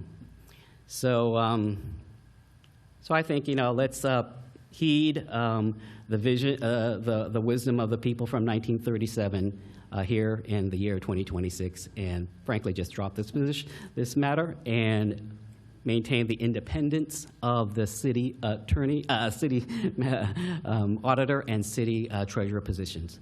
Thank you. That was enlightening. Councilmember Daysog, I did not know all that history. I would gently argue that a lot has changed since 1937. We don't do things just the way we did back then. And when we hire a city manager, it's a competitive process of others with comparable experience. And, I continue to have concerns about, so we've had these offices and with no one competing, and maybe no one runs for them, or somebody does, and anybody who runs will get elected.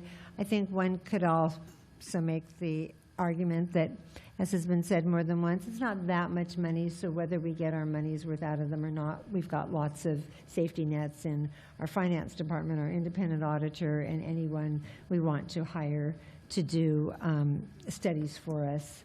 I think that I would always favor letting the voters decide, but they have to have the votes to be there. So thank you for that. Anyone else want to chime in? Councilmember Jensen. Thank you for your comments, Councilmember Daysog. I'm biased also in favor of retaining both elected positions for different and perhaps more personal reasons than my council colleague. I've served on both audit and investment committees for an organization with a significantly larger budget than the City of Alameda. And during that time, I saw firsthand how board members were constrained in the absence of an independent auditor and an investment manager. So I know how important the positions are from a personal perspective. I had the opportunity to get the direct benefit also of the elected treasurer when I brought forward a divestment strategy for Alameda, and Treasurer Kennedy worked with me on public outreach and on informing the council. And thanks to the work we did together, that updated investment policy stands today as Alameda's only public response to the terrible war in Gaza. According to the gender report and also information provided in tonight's discussion, these issues were last considered by the City Council more than 6 years ago. I appreciate the extensive work done by the 2020 Council Subcommittee, and I want to share some details that aren't in the agenda report about how that work was unique and how it differed from the current proposal. The current Charter Review Subcommittee was established by Mayor Ashcraft in June 2025, as was the 2018 Subcommittee. And both subcommittees lasted between a year and a half. But the 2018 Subcommittee was in place and did some work with the public prior to bringing forward the recommendations. Although they were in place for a similar amount of time and they were both appointed by the mayor and they both had 2 council members, that's where the similarities end, particularly with regard to transparency. The current subcommittee did not hold any public meetings, while the 2019-2020 Charter Review Subcommittee did extensive public outreach, including 2 subcommittee reports at public city council meetings and 2 public workshops in coordination with the League of Women Voters.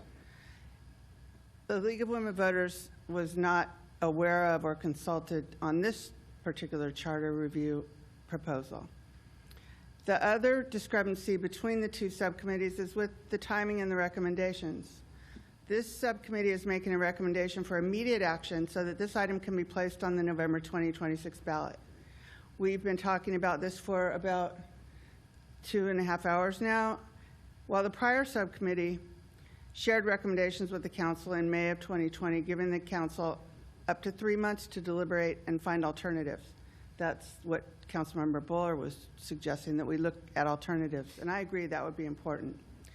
Finally, I will contrast the recommendation that came out of the robust, transparent, publicly accountable 2019-2020 subcommittee with the recommendation we're discussing tonight.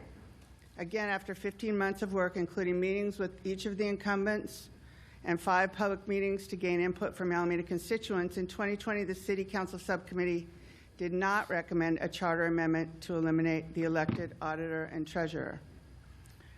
After 13 months of gathering information privately with no public outreach and no information gathering and without consulting with the elected incumbents, in the 2026 Subcommittee recommends eliminating the elected auditor and treasurer, despite evidence of substantial cost benefits and no alternative to replace these independent and direct service provided by these positions.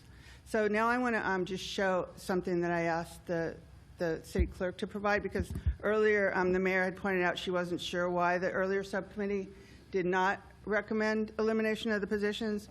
And as you can see from the slide, well, I guess you can't really see it. But the earlier subcommittee did not recommend it because after public outreach, it turns out that Alamedans did not support it, that the majority of Alameda residents did not support this charter amendment in 2020. After all that work, after 15 months of outreach, it was not supported by the public.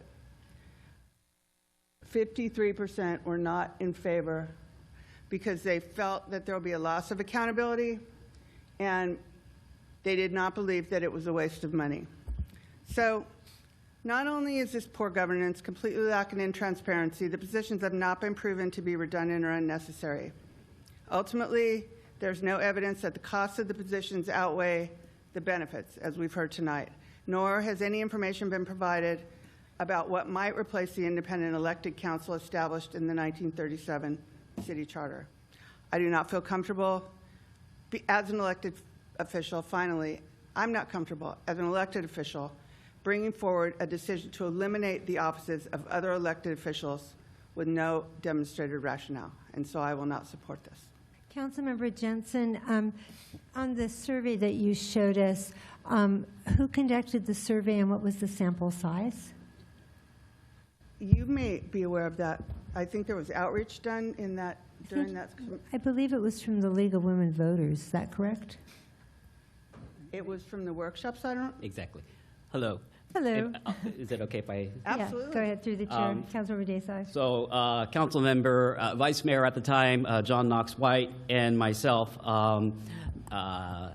as appointed by Mayor Ezgi Ashcraft at the time, basically were the subcommittee who vetted a range of ideas for modernizing, updating our charter reform. A key meeting for gathering input and therefore some sense of legitimacy was a meeting held at the League of Women Voters at Mastic Center, I believe it was, where we had people go to a board and give their input. It was a very robust process, not just meeting the League of Women Voters, but also other entities such as the Alameda Citizens Task Force. So I do think that we went through a process where we introduced what our approach would be with the city council to get their guidance, their input. We kind of also divided how are we going to deal with what we obviously know to be top-level issues, such as Measure A, and will that be part of the charter reform discussion or will it not? What will be kind of the kitchen sink type of issues that we can deal with? And then what would be the novel ideas, which was, for example, the reformation that was allowed of the city attorney's office. But if I can just get the answer to the question I asked. It was the League of Women's Voters Mastic meeting. Forum at Mastic, and about how many people were present? I can't remember, but it was a good showing, though. Okay. But if you were to say 50 people, I would say that sounds right. Okay, so that's a poll based on 50 people It that is a poll, chose yeah. to come. Okay. And how many people have been polled? How many residents has the subcommittee polled? They didn't, Councilmember Jensen, but I wasn't holding up statistics to prove something. I would say that sample size was selective and small. But your point is well taken. But wait, let's see. You had the floor, Councilwoman Jensen. Are you finished? Oh, that's my comment. Okay, Councilmember, you've talked. Vice Mayor Pryor? This is going to be short. I feel like I kind of know where everyone is going to vote, but I just want to posit quickly that I do believe the finance department are beholden to the residents of Alameda. I just want to say that, regardless if there is a treasurer or not, I think these are professionals that are committed to the great welfare of our city. So I just want to say that. And I also would posit that the third-party auditors are able to do, because this is their focus and they're a team of them, that they can do a much deeper dive than one elected could do. That's an opinion. I also want to say that we are up here every 2 weeks, discussing, we're transparent. The process that is currently there is we don't have a process to get regular reports in any way from the treasurer or the auditor. It's what we've heard tonight is all anecdotal. I believe them, but there is no regular process. So we get regular reports from the finance team, from all the different departments. And so the future electeds for these positions, there is no process for them to be answerable and transparent to our community, as is. Just wanted to put that out there. Thank you. Thank you, everyone, for your comments.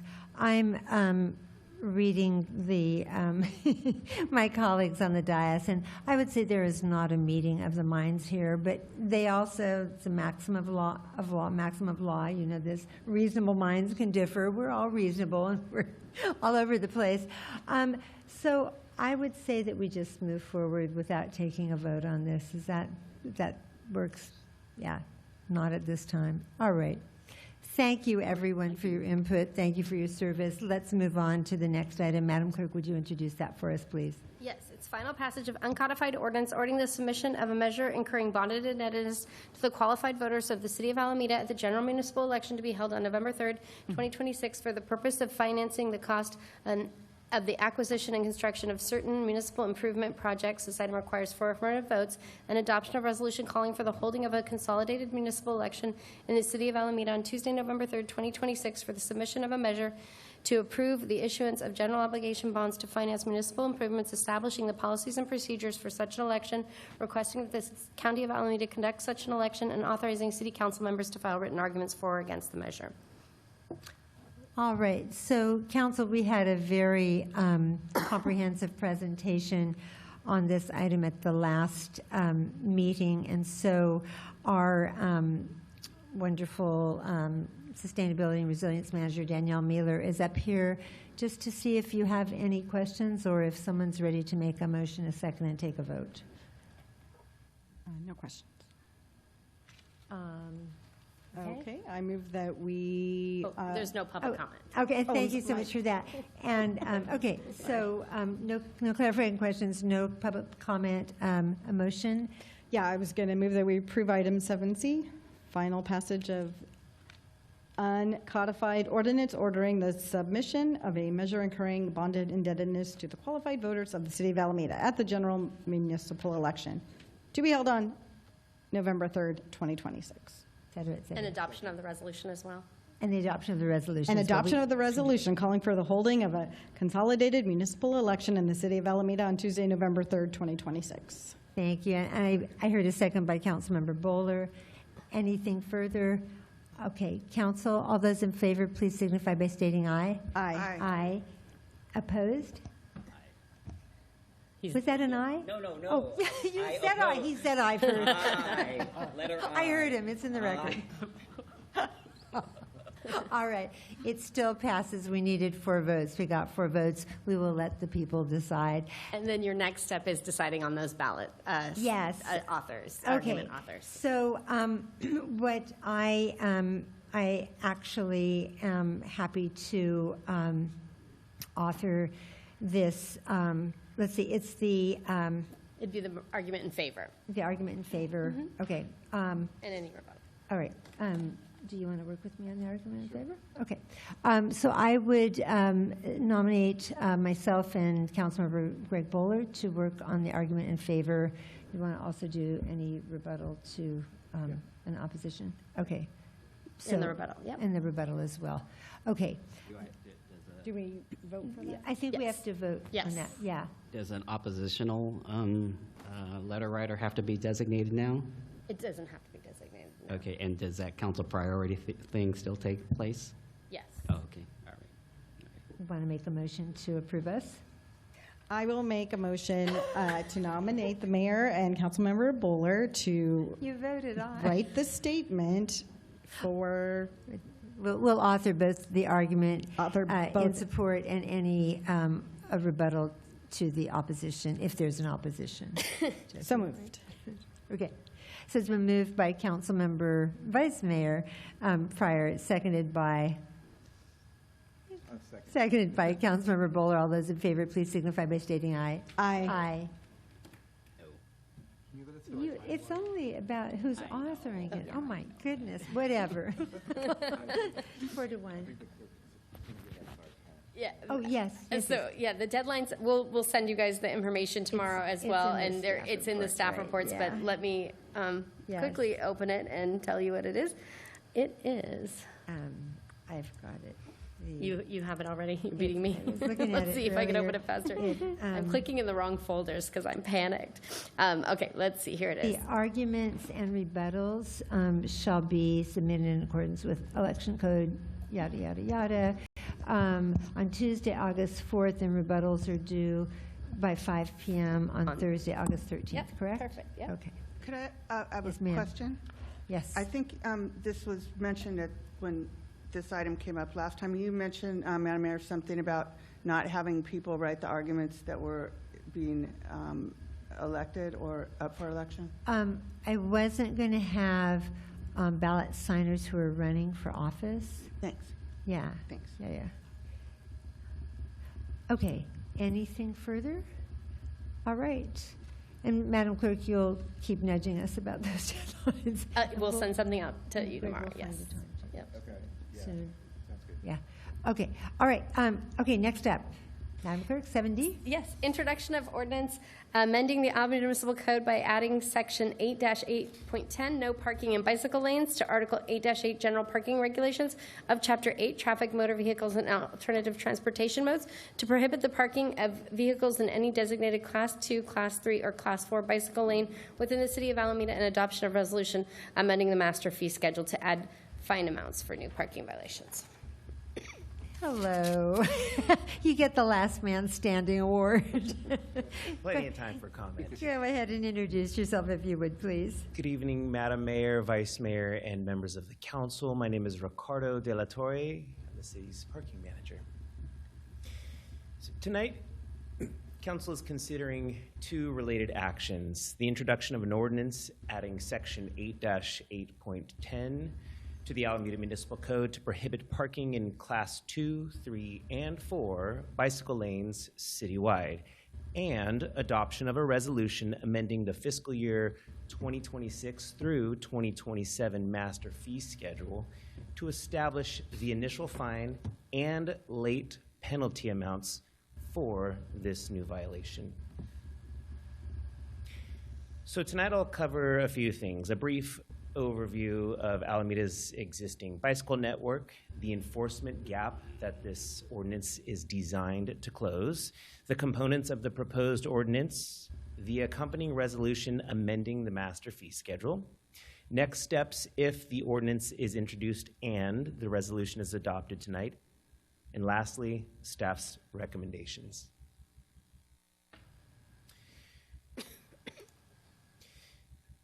Soar Lovely Island City has more than 60 miles of bikeway across the city and added over 2 miles in 2025 alone.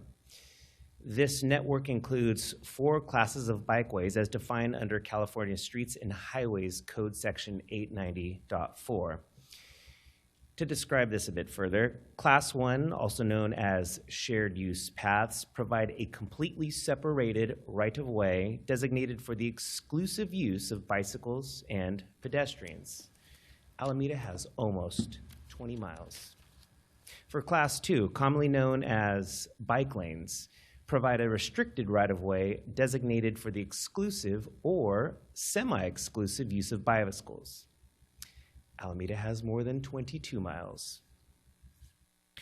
For Class 3, also known as bike routes or bike boulevards, provide a right-of-way shared with pedestrians and motorists, designated by signs or permanent markings, sometimes commonly known as Sharrow markings on the roadway. Alameda has over 13 miles. And then lastly, Class 4, commonly known as cycle tracks or separated bikeways. Now, they provide a right-of-way designated exclusively for bicycle travel adjacent to a roadway, separated from vehicular traffic by grade, posts, barriers, or on-street parking. And Alameda has almost 6 miles. So together, these facilities form an extensive network that the public rely on for safe and efficient travel across the city. California Vehicle Code Section 21211 prohibits stopping or parking in a Class 1 bikeway, but unfortunately it does not clearly extend that prohibition to Class 2, 3, or 4 bikeways. That gap in state law means that when a vehicle parks in a Class 2, 3, or 4 bike lane, the city has had to rely on workaround citation bases. For example, issuing citations such as parking prohibited at all times, no double parking, out of marked space.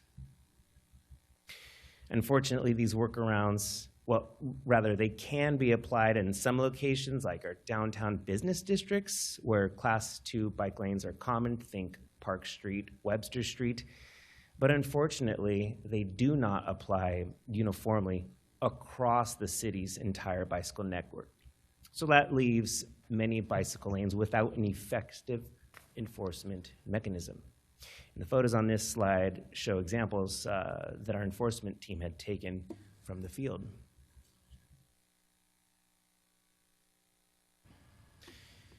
The proposed ordinance adds Section 8-8.10 to Article 8-8 General Parking Regulations of Chapter 8 of the Alameda Municipal Code.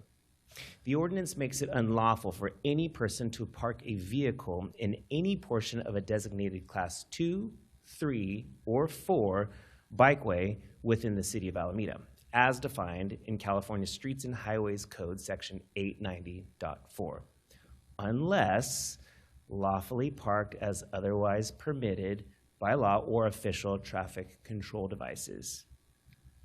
This ordinance establishes an initial parking penalty of $79. The accompanying resolution amends Master Fee Resolution number 12191, which is the fiscal year 2026 through 2027 Master Fee Schedule, recently adopted by Council on June 2nd, 2026, to formally add the new violation and fine amounts. Now, together, both actions will improve enforcement consistency, reduce hazardous conditions created when vehicles are parked in bicycle lanes, and promote safe and efficient travel for vehicles, pedestrians, and people riding bicycles. If council approves the first reading of the ordinance and adopts the resolution this evening, the next step is final passage of the ordinance on September 1, 2026. Note that, of course, August is a dark month for council. The ordinance would then take effect 30 days after final passage on October 1, 2026. And pending final passage of the ordinance, the resolution fine amounts would then become effective October 1, 2026. Thereafter, following the effective date, parking enforcement staff would then begin issuing more effective citations directly for parking in a Class 2, 3, and 4 bicycle lane citywide. Staff's recommendation are for two actions tonight. First, approve the first reading of the ordinance, and second, adopt the resolution. Thank you, and I'm happy to answer any questions. Thank you, and very nice job on the staff report. I have a couple questions. On the slide about the cycle tracks, do we really just have 6 miles of cycle tracks? I know Shoreline, but we've since added Clement, and we've added Central Avenue, you know, from whatever it is, 8th to wherever it goes, past Crab Cove and all that. That's still just 6 miles? Thank you for the question, Mayor Ashcraft. The data that is represented on the slide was pulled within the last 2 months from our transportation team. They had provided me that data, so I can't speak to the exact specifics of how we've expanded our current network, but I do know that that is accurate information. Wow, I would have said it was a little longer. So then my question, and this is a very important item because I think a lot of us know that in Alameda, 40% of our school children get to school by walking or biking, and so of course we want to make sure that especially for the children and the less experienced users, but also when I'm out riding, I don't like to have to navigate around a car or a truck parked in the bike lane. But on a street like Park Street, where businesses aren't necessarily backloaded, where you could bring a delivery truck around back, how do you reconcile businesses needing deliveries that come from trucks with this ordinance? Thank you for the question, Mayor Ashcraft. If I'm understanding your question correctly, how are our parking enforcement staff delineating the types of citations that are issued when it comes to a commercial vehicle perhaps parked in a bike lane versus another vehicle? What I'm saying is, if we're saying no more parking in bike lanes, including on Park Street, that's an important policy consideration. But there are also other uses on Park Street, including businesses that rely on deliveries that come in trucks. So are we saying, and District Director Smith, do you want to come up or just, yeah. Okay, very good. Okay, so what then? I'm not asking what kind of citation the truck will get. It's like, how are we also keeping our businesses' needs in mind? It's a concerted effort. What I can Come on tell up, you Direct. is Public Works what I Director can Smith tell you might come is up that and our- augment. Yeah, okay, tell me. Is that our enforcement staff do a wonderful job educating the parking community on how to park safely and correctly. Whether you're in a passenger vehicle or a commercial vehicle, parking in a bicycle lane, double parking, or not paying for your parking at a meter is a violation. So there are curbside spaces, commercial loading zones throughout our commercial districts, think Park Street and Webster Street, for these commercial vehicles to deliver their services as service providers. Where are they, and how is it that they avoid being in a bike lane? So without showing a current map of the exact location of these commercial loading zones, they are throughout the commercial corridors. I would love a little more detail than that. I'm not trying to put you on the spot, but I'm just picturing, I mean, would we say no trucks except between the hours of 6 or 5 and 7 a.m. or something like that? But I'm trying to understand, we're saying that, and maybe we are saying that a truck can never park on Park Street. They should park on a side street and have a hand truck that they bring the supplies to. I mean, maybe that's what we're saying, but I'm assuming that there was some sort of look at all the different uses. Because I will just say this, that for our business community, it is not easy to run a business these days with costs escalating and, you know, like people not eating out as much and everyone worried about affordability. So we don't want to hamper our businesses. So I'm just trying to understand, you're saying they should find those commercial parking zones and park in them. But Yeah. I guess I'd feel better if I saw like a map of where that would be. There were such great visuals in your presentation. And please, Director Smith, if you can add to it, please come on up and put me out of my misery. Good evening, Hello. Mayor, Vice Mayor, members of the council. I'm Erin Smith, Public Works Director. What we did, time sort of blends, was it 3, 4, 5 years ago when we restriped Park Street coming out of the pandemic, and Webster Street, excuse me. And we have those striping plans, Mayor, that we can share with you. But as part of that effort is where we surveyed the commercial corridor to get an understanding of where those loading zones need to be placed. And so they do exist, whether they're sufficient or not. We always have open channels where businesses can reach out to us in Public Works, and we review requests for green zones, blue zones, yellow zones, so those can come in individually. Ideally, we look at commercial corridors holistically, which I know was done a number of years ago, but again, we're always open to relooking at things if additional loading zones are needed. And again, and not to belabor the point, but I'm just trying to understand, so there's commercial parking zones on Park Street that aren't in a bike lane? How does that work? Or are they on the side streets maybe? Right, yep, so good question. The curb itself, and then there's the parking lane, and then there's the bike lane. And so if the curb is painted yellow, it allows the truck to be immediately adjacent to the curb. So they will traverse the bike lane, but they're not going to stop in it. Does that help? Yeah, that does Okay. help. Okay.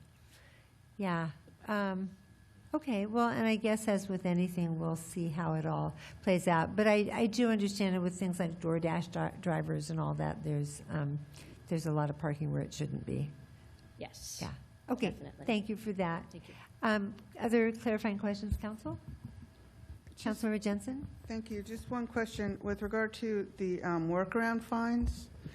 What are those fines? What do people tend to get fined? Or I shouldn't say what are they. You talked about the different things that could be fined.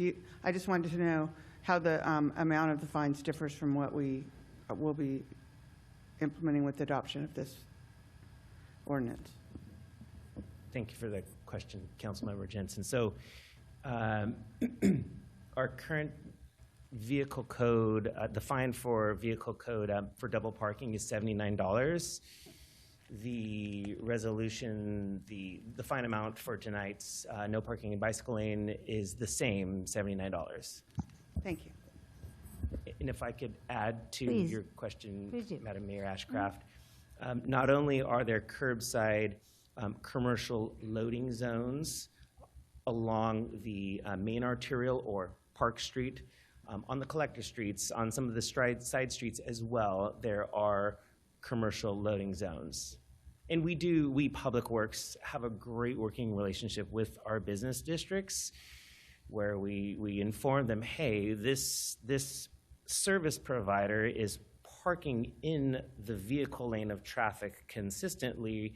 Here's some citation data. It may be worthwhile to message to your delivery service providers that 5 p.m. on a Friday may not be the optimal time to deliver the seafood. I would agree with that. Okay, thank you. That is helpful. Any other clarifying questions? Councilmember Desog? Hi, I just have a question out of curiosity. In your presentation, you state that state CVC 212011, I believe, prohibits parking in Class 1 bikeways only. Is there a reason, do you know a reason why there are no similar state prohibitions with regard to Class 2, Class 3, or 4? And do you know if there are state legislators working on that? I mean, might we make a recommendation to our state? Thank you for the question, Councilmember Desog. So I cannot speak on behalf of the state. Of course, we do know that Vehicle Code Section 21211 prohibits, yes, no parking only in Class 1. What I can say is that at the local level, some of the street level bureaucrats, they are working with legislators on including additional language that would extend to Class 2, 3, and 4. It's not a touchy subject, but it is on the radar of many municipalities and agencies within our region and throughout the state of California. Thank you. Any other clarifying questions? Madam Clerk, do we have public comment? We do. We have one. All right. Cindy Johnson. Welcome, Speaker Johnson.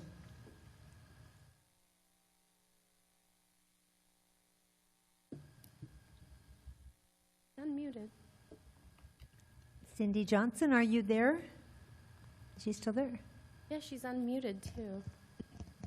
You hear me now? There she is. There we go. Hello. Hi, good evening, Mayor Isaiah Ashcraft and members of the council. I'm speaking tonight on behalf of Bike Walk Alameda. We really appreciate staff's work on this item and their responsiveness to our concerns. With the revised language acknowledging that the state law is not clearly applicable, and that's important because there is state law about this and there's some confusion about what it applies to Councilmember Desog's point. We support staff's recommendation as the most straightforward workaround to Alameda's current interpretation of the state law. We already sent in a letter about this item, sharing our thoughts on why keeping bike lanes unobstructed is so important. But we wanted to add that we do not see this as the end of the conversation. Bike Walk Alameda will continue working with Bike East Bay, Cal Bike, and we hope the city's state lobbyist to pursue a technical amendment to the vehicle code that would remove the ambiguity that's creating this confusion. In the long run, being able to cite the state code directly would be preferable. It would improve statewide data collection, create consistency across jurisdictions, and could potentially enable camera-based enforcement technology like those being used on buses in Santa Monica and Sacramento, both of which enforce these violations under California Vehicle Code 21211. Thank you so much for your consideration. Thank you. Was that our only public comment? Yes. Okay, with that, we will close public comment, and I will entertain a motion unless you want to discuss further, but. I'll move approval of the ordinance and resolution. Second. We have a motion by Councilwoman Jensen, seconded by Vice Mayor Pryor. All those in favor, please signify by stating aye. Aye. Aye. That motion passes unanimously. Thank you so much. Thank All you. right. So we have come to, we don't need to do that motion because we've come to the end of our action items. And we move on to City Manager Communications. City Manager Jerry Bowden. Thank you. Your Good second City Council meeting. Good evening, Mayor, members of the City Council. I'm just going to really flash back to my first meeting and say that it's great to be back in Alameda and able to work with you all, serve the community. Really looking forward to our time together. I want to extend my appreciation to City Attorney Shen for all of his support during my transition and in prior time working together. I wish him all the best. I'm going to mostly highlight a few upcoming events that are happening in the community for residents tonight with city manager comments. First, this Friday, July 24th, is our ARPD team is continuing the outdoor movie series. The screening this week is Back to the Future, and so that's at Alameda Point Municipal Purpose Field. And it's at 6:30, so it's a great time for family to spend time on a summer evening. Second, this weekend on Saturday and Sunday, July 25th and 26th. You all know this, but for folks who may be just tuning in or trying to figure out what to do this weekend, the Downtown Alameda Business Association is hosting the 39th Art and Wine Fair on Park Street. It's a huge event, one of the city's largest free street events this year. Over 200 arts and crafts, food vendors, local beer, wine, live music on 3 stages, family friendly, not the beer and wine part, but all the other parts.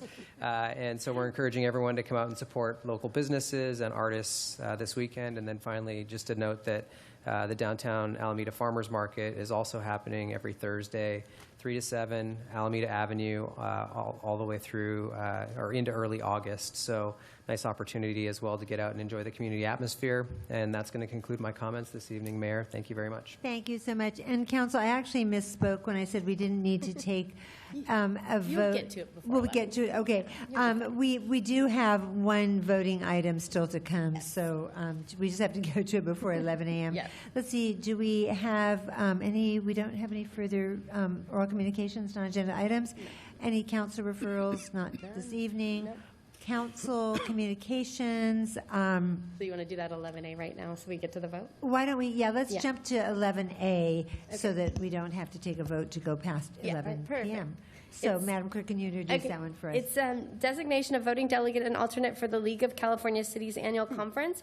And currently, the mayor has been the delegate and the vice mayor has been the alternate. And both are attending the conference this year and available to continue doing it. So we just need a motion and a second to approve us again. Moved by Councilmember, who moved it? Jensen, okay. Motion by Councilmember Jensen, seconded by Councilmember Daysog. All those in favor, please signify by stating aye. Aye. Aye. Thank you. All right. So then we can go back to council communications. Why don't we start with you, Councilmember Daysog?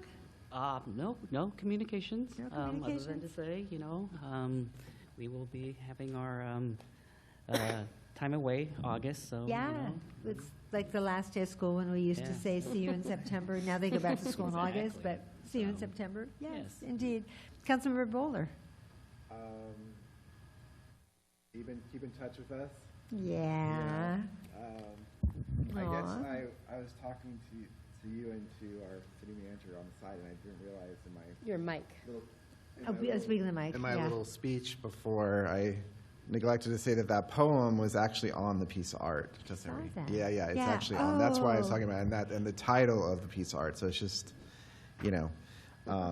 but today getting to know a little bit more about your staff and the amount of things you do. It's just we're gonna miss you. We're gonna miss your contributions. Vice Mayor Pryor. I was just going to add more to what I had said earlier to even.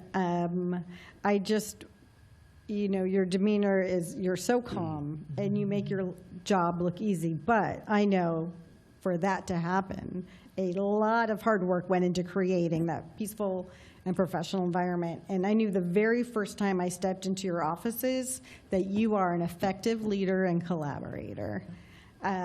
Yeah, for everything to be that calm, cool, and collected, that is like serious leadership, lots of hard work. And I am going to miss you. Well, you know, we still have our phones, but we laugh a lot, so I'm going to miss that. Yeah. I'm going to miss, don't look at Eben right now, so I don't laugh. Councilmember Jensen.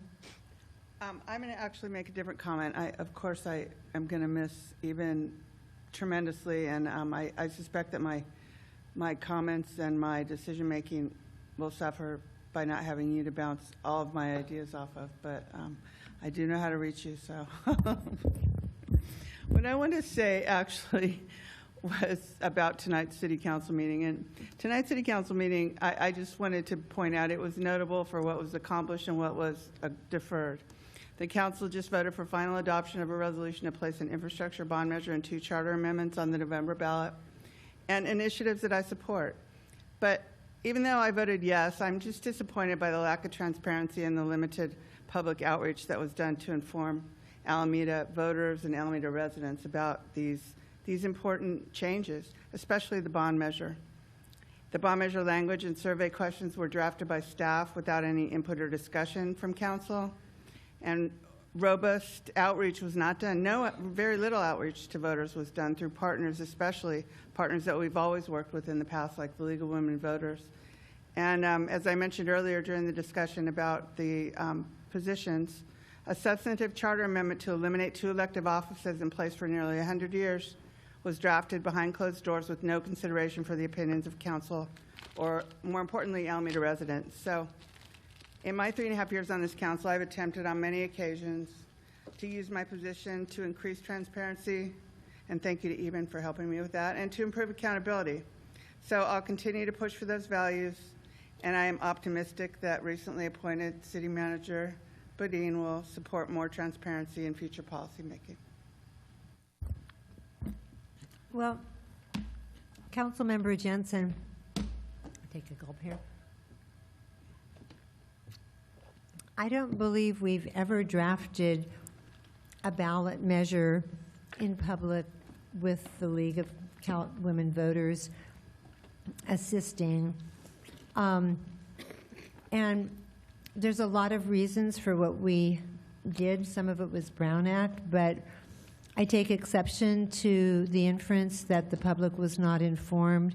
The public was extensively informed over a series of mailers by social media, by being able to take both an online survey and to do their own free-form comments.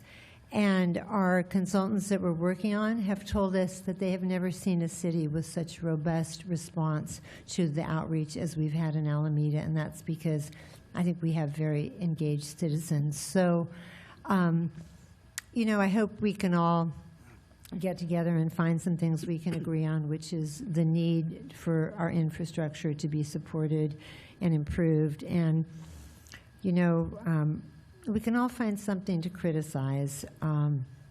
That's not hard. We're humans. Maybe some felt left out of the process, but the suggestion that we did what we did with the charter behind closed doors. Behind those closed doors were the city attorney, who you just complimented, and the city clerk, and I think we all have the highest regard for both of those individuals. So I am taken aback by the inference that something sinister was going on behind those closed doors. With 20/20 hindsight, maybe we could have taken more time for outreach. We thought it was pretty straightforward to ask the voters, what would you like to do? And there was plenty of time for forums once the measure is on the ballot. But, you know, some people see that exercise of democracy in a different way. I wasn't afraid. I didn't know what the outcome was going to be, but I thought it was a fair question to ask after, you know, almost 90 years. But on to the positive.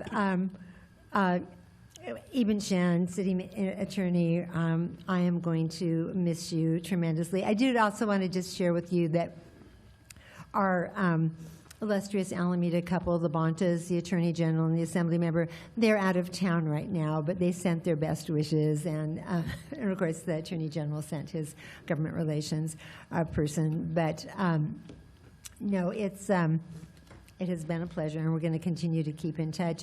Just really quickly, what I've been up to, and I'm going backwards. Last night, I had such a nice evening. I carpooled out to Berkeley. Oh, my goodness, to the faculty club, Tony, Councilmember Daysag. You know where that is. It's a Bernard Maybeck building. I've never, and you're, Laura's My graduation was there. Was your graduation? It's a beautiful Bernard Maybeck building. I said, I feel like we're in summer camp. It's beautiful, but luckily, one of the fellows from AMP went to Cal, and he led us down there, and then, of course, it was dark on the way back, but Tim Haynes had the flashlight function on his phone and let us out. But because we were there for NCPA, the Northern California Power Agency, and the staff of the various state legislators who are on the Energy Committee and whatnot, and it's several days long because today they were up at Healdsburg, but yesterday they did a whole tour. They were at Alameda, at Kairos, and at someplace else. Abby took them on a tour. Where was it? Do you remember? I saw this schedule, but I didn't get to go. But they, everyone loved seeing Alameda, and then I just gave some remarks at the dinner. And on Sunday this weekend, I was asked to be the keynote speaker at a Key Club event out at Crab Cove, and this was the Key Club is a high school organization sponsored by Kiwanis Club, but this was Northern California. They came from as far away as American Canyon and Fairfield and Pittsburgh and on the peninsula, and it was just so inspiring. They're doing research for pediatric trauma cases, and also I said in my remarks, which by the way, Alyssa Tomford is sitting in the audience and she's helping with communications. She did lovely draft remarks for me that I just personalized a little, but we're talking about how youth are raising money for scholarships for other youth so kids have a chance to further their education. Anyway, it was so inspiring to be with them. And then Saturday, always a lot going on in Alameda, was Relay for Life, and great turnout at Ladecker Park at Bay Farm Island, Harbor Bay. And right off the bat, the Stanford Medicine, we have Stanford Medicine, 2 different offices in Alameda. But the Stanford Medicine Cancer Center donated $10,000 to Alameda's Relay for Life. There was a big team from UCSF, and there was one team, it was pretty heart-wrenching. They were walking for a young woman, just finished her freshman year of high school, and was diagnosed with cancer in her 8th grade year at St. Philip Neri, and is back in the hospital now for treatment. So her name is Kiara, so just keep her in your prayers. And but that's what Relay for Life, it's worldwide now, and they raise literally billions of dollars for cancer research, for education, prevention, diagnosis. And what I said when I made my remarks is that these fundraising efforts through the American Cancer Society are all the more important now as the federal government has cut back funding for things like the NIH and CDC, but it was lovely to be there. And then last Friday and Thursday, I was in Redondo Beach for League of California Cities Board of Directors meeting. I have been interviewing for boards and commissions until the cows come home. And then, let's see what else. I think, and then on Friday, July 10th, I got to go to a change of command ceremony at the Coast Guard sector of San Francisco. So that's down at on Treasure Island. I will tell you, I am a prolific public transportation user, but it didn't quite work.